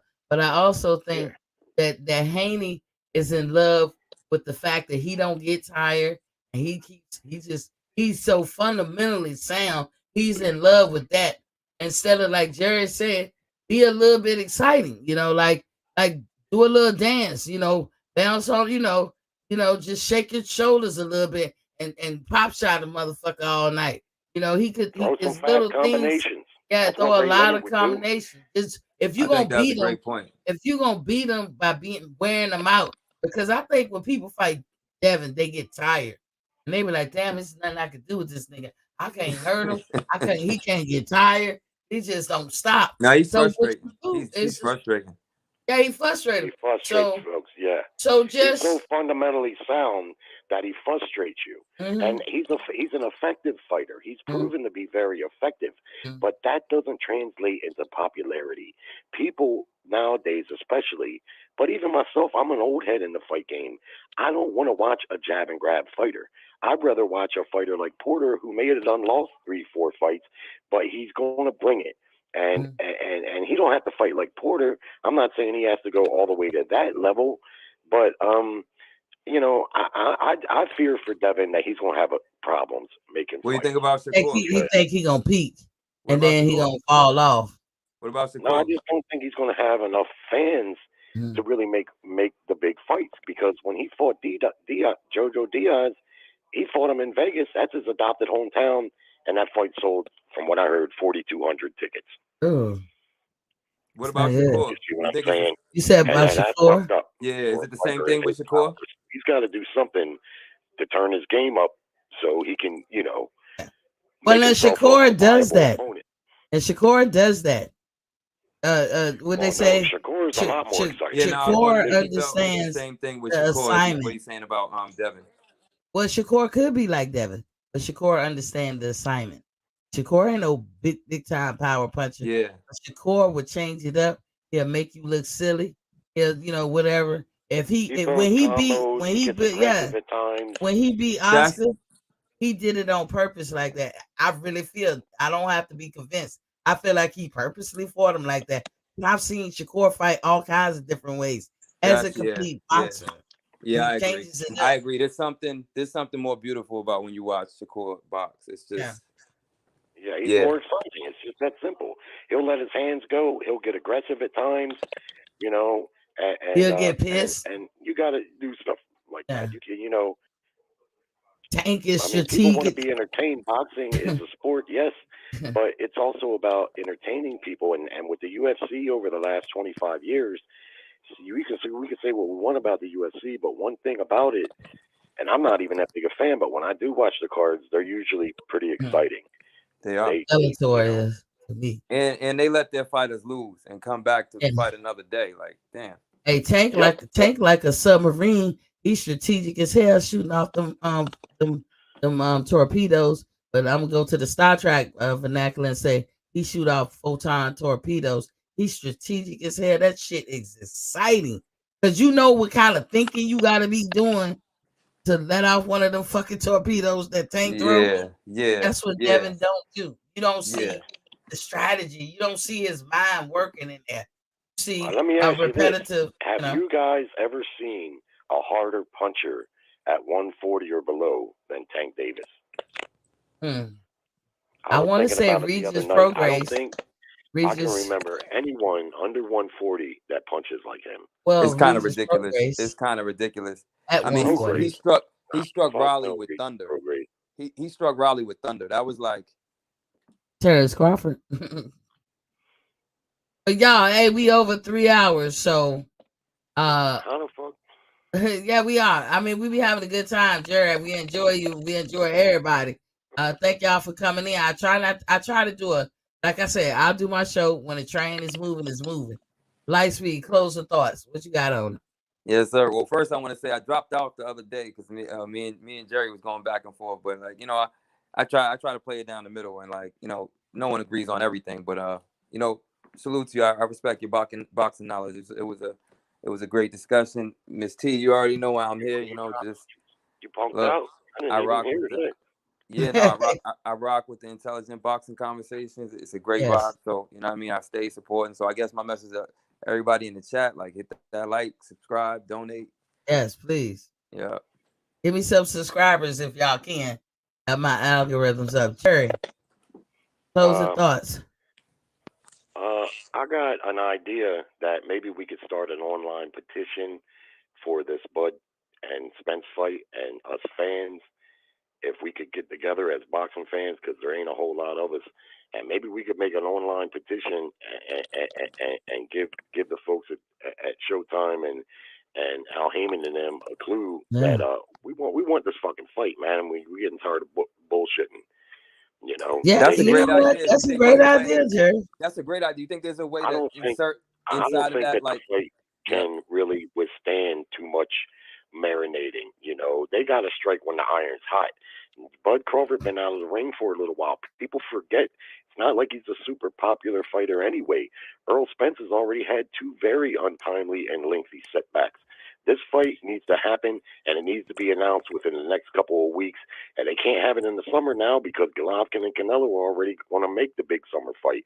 So if they're talking about the fall, they need to go ahead and get the shit wrapped up and give us fans what we want. We deserve the fight, and you know, I'm sick of talking about. I'm sick of talking and hearing people fussing about it. And other than that, appreciate the panel, Queen, of course, you, and I hope your show grows and grows. I try to get you some subscribers if I can. Yeah, give them big wigs. Tell them come on in here and like subscribe button. I don't fuck with them no more. I don't know them. They were some in-laws of mine. You know, I knew them a little bit back in the '90s, but the one guy died. He was old back then, but but whatever help y'all can try do. to turn people on to the show, if, you know, but I don't know anybody who watches boxing anymore. That's the fucked up thing. I try to talk to people in my daily travels. You know, I try to talk to some people about boxing. I can't find nobody that knows shit about boxing. If they mention anybody, they mention Tyson, or they talk about Ray Leonard and Kearns. That's because that. But see, that's gonna be on the fans. That's something we could do, and I like your idea. Now, I'm not a computer person, but there has to be a website that somebody can create and make it so that we could go to that website. Anybody create an account, get in there, sign your name. Where I don't care who channel you watch. It's just a neutral channel. I mean, a neutral thing website. You can watch LWC. You can watch independent people. You can watch new media. You can watch old media. It don't matter. If you want this fight, go in there and sign that petition. And let me just say this to PBC. If they're going to build that motherfucking fight, put some heavy hit, put a card together. If you ain't pressed for Earl and Bud, then get some people on there that we are pressed for. You know, like the other people are pressed for. Make it so you be like, nah, I got to watch this fight. There's too many good people on the card, man. I got to watch this fight. And once you sit there for one, you're going to look at all of them. But, Bo, closing thoughts. Yeah, another great show. Yeah, good, you know, good conversation. You know, definitely always come on here to support and stuff like that. You know, as far as this Earl Spence and Terrence Crawford, I'm, you know, of course I like Terrence Crawford, but at the end of the day, I kind of just grow impatient with it, you know, and I've been impatient for this fight to happen for a while because this fight is like years, to me, is years past due. You know, I thought this fight should at least happen like 2 or 3 years ago, but that's why I'm just kind of it's, to me, it's like whatever now, and I, you know, hopefully something else come out. And to be honest with you, it could still be the biggest fight. I think a lot of people would rather see this fight more than the Triple G and Canelo 3. I know Canelo has a lot of fans, but at the end of the day, this fight right here has been so, you know, it's been anticipated for a long time. I think a lot of people will tune in, you know, for this fight, but I'm just getting impatient with it. That's why I just, you know, I don't really get too excited about it no more. I just hope something happens soon though. But anyway, another great show, Miss T. Salute to everybody on the panel. Salute to everybody in the chat. And with that being said, peace out. What you said, Jerry? Right. Good stuff. Okay, so listen, y'all. Thank y'all for joining me. Everybody who was on the panel, D Young, ATL. But you dropped off, buddy. That's my co-host. I know ATL be trolling y'all, but that's my boy right there. Even though he likes Spence. See, you can break bread with people who have difference of opinions than you. So just you guys, you know, that idea, you know, there's somebody out there that is a computer whiz. I'll let you, girl. Let's get this petition.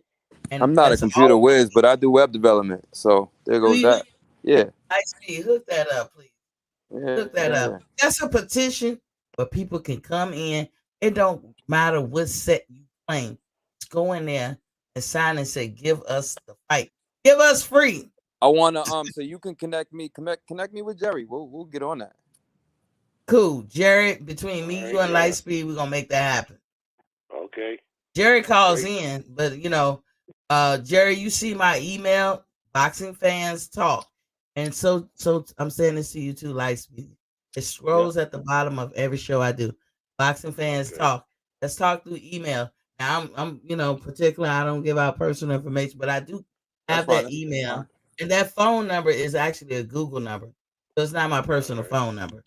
So, just connect that way, and I'll be If you checking. can hook it up so we can get paid on that motherfucker. Oh, that would be good, Jerry. Who's getting paid? We getting paid? Jerry.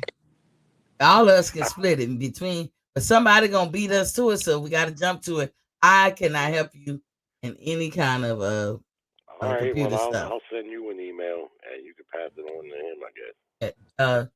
Y'all both of y'all send me an email, then that way I got y'all email. Then I can come back and forth. I appreciate it. Y'all help. have a good night. Good night, Jerry. Good night, Bo.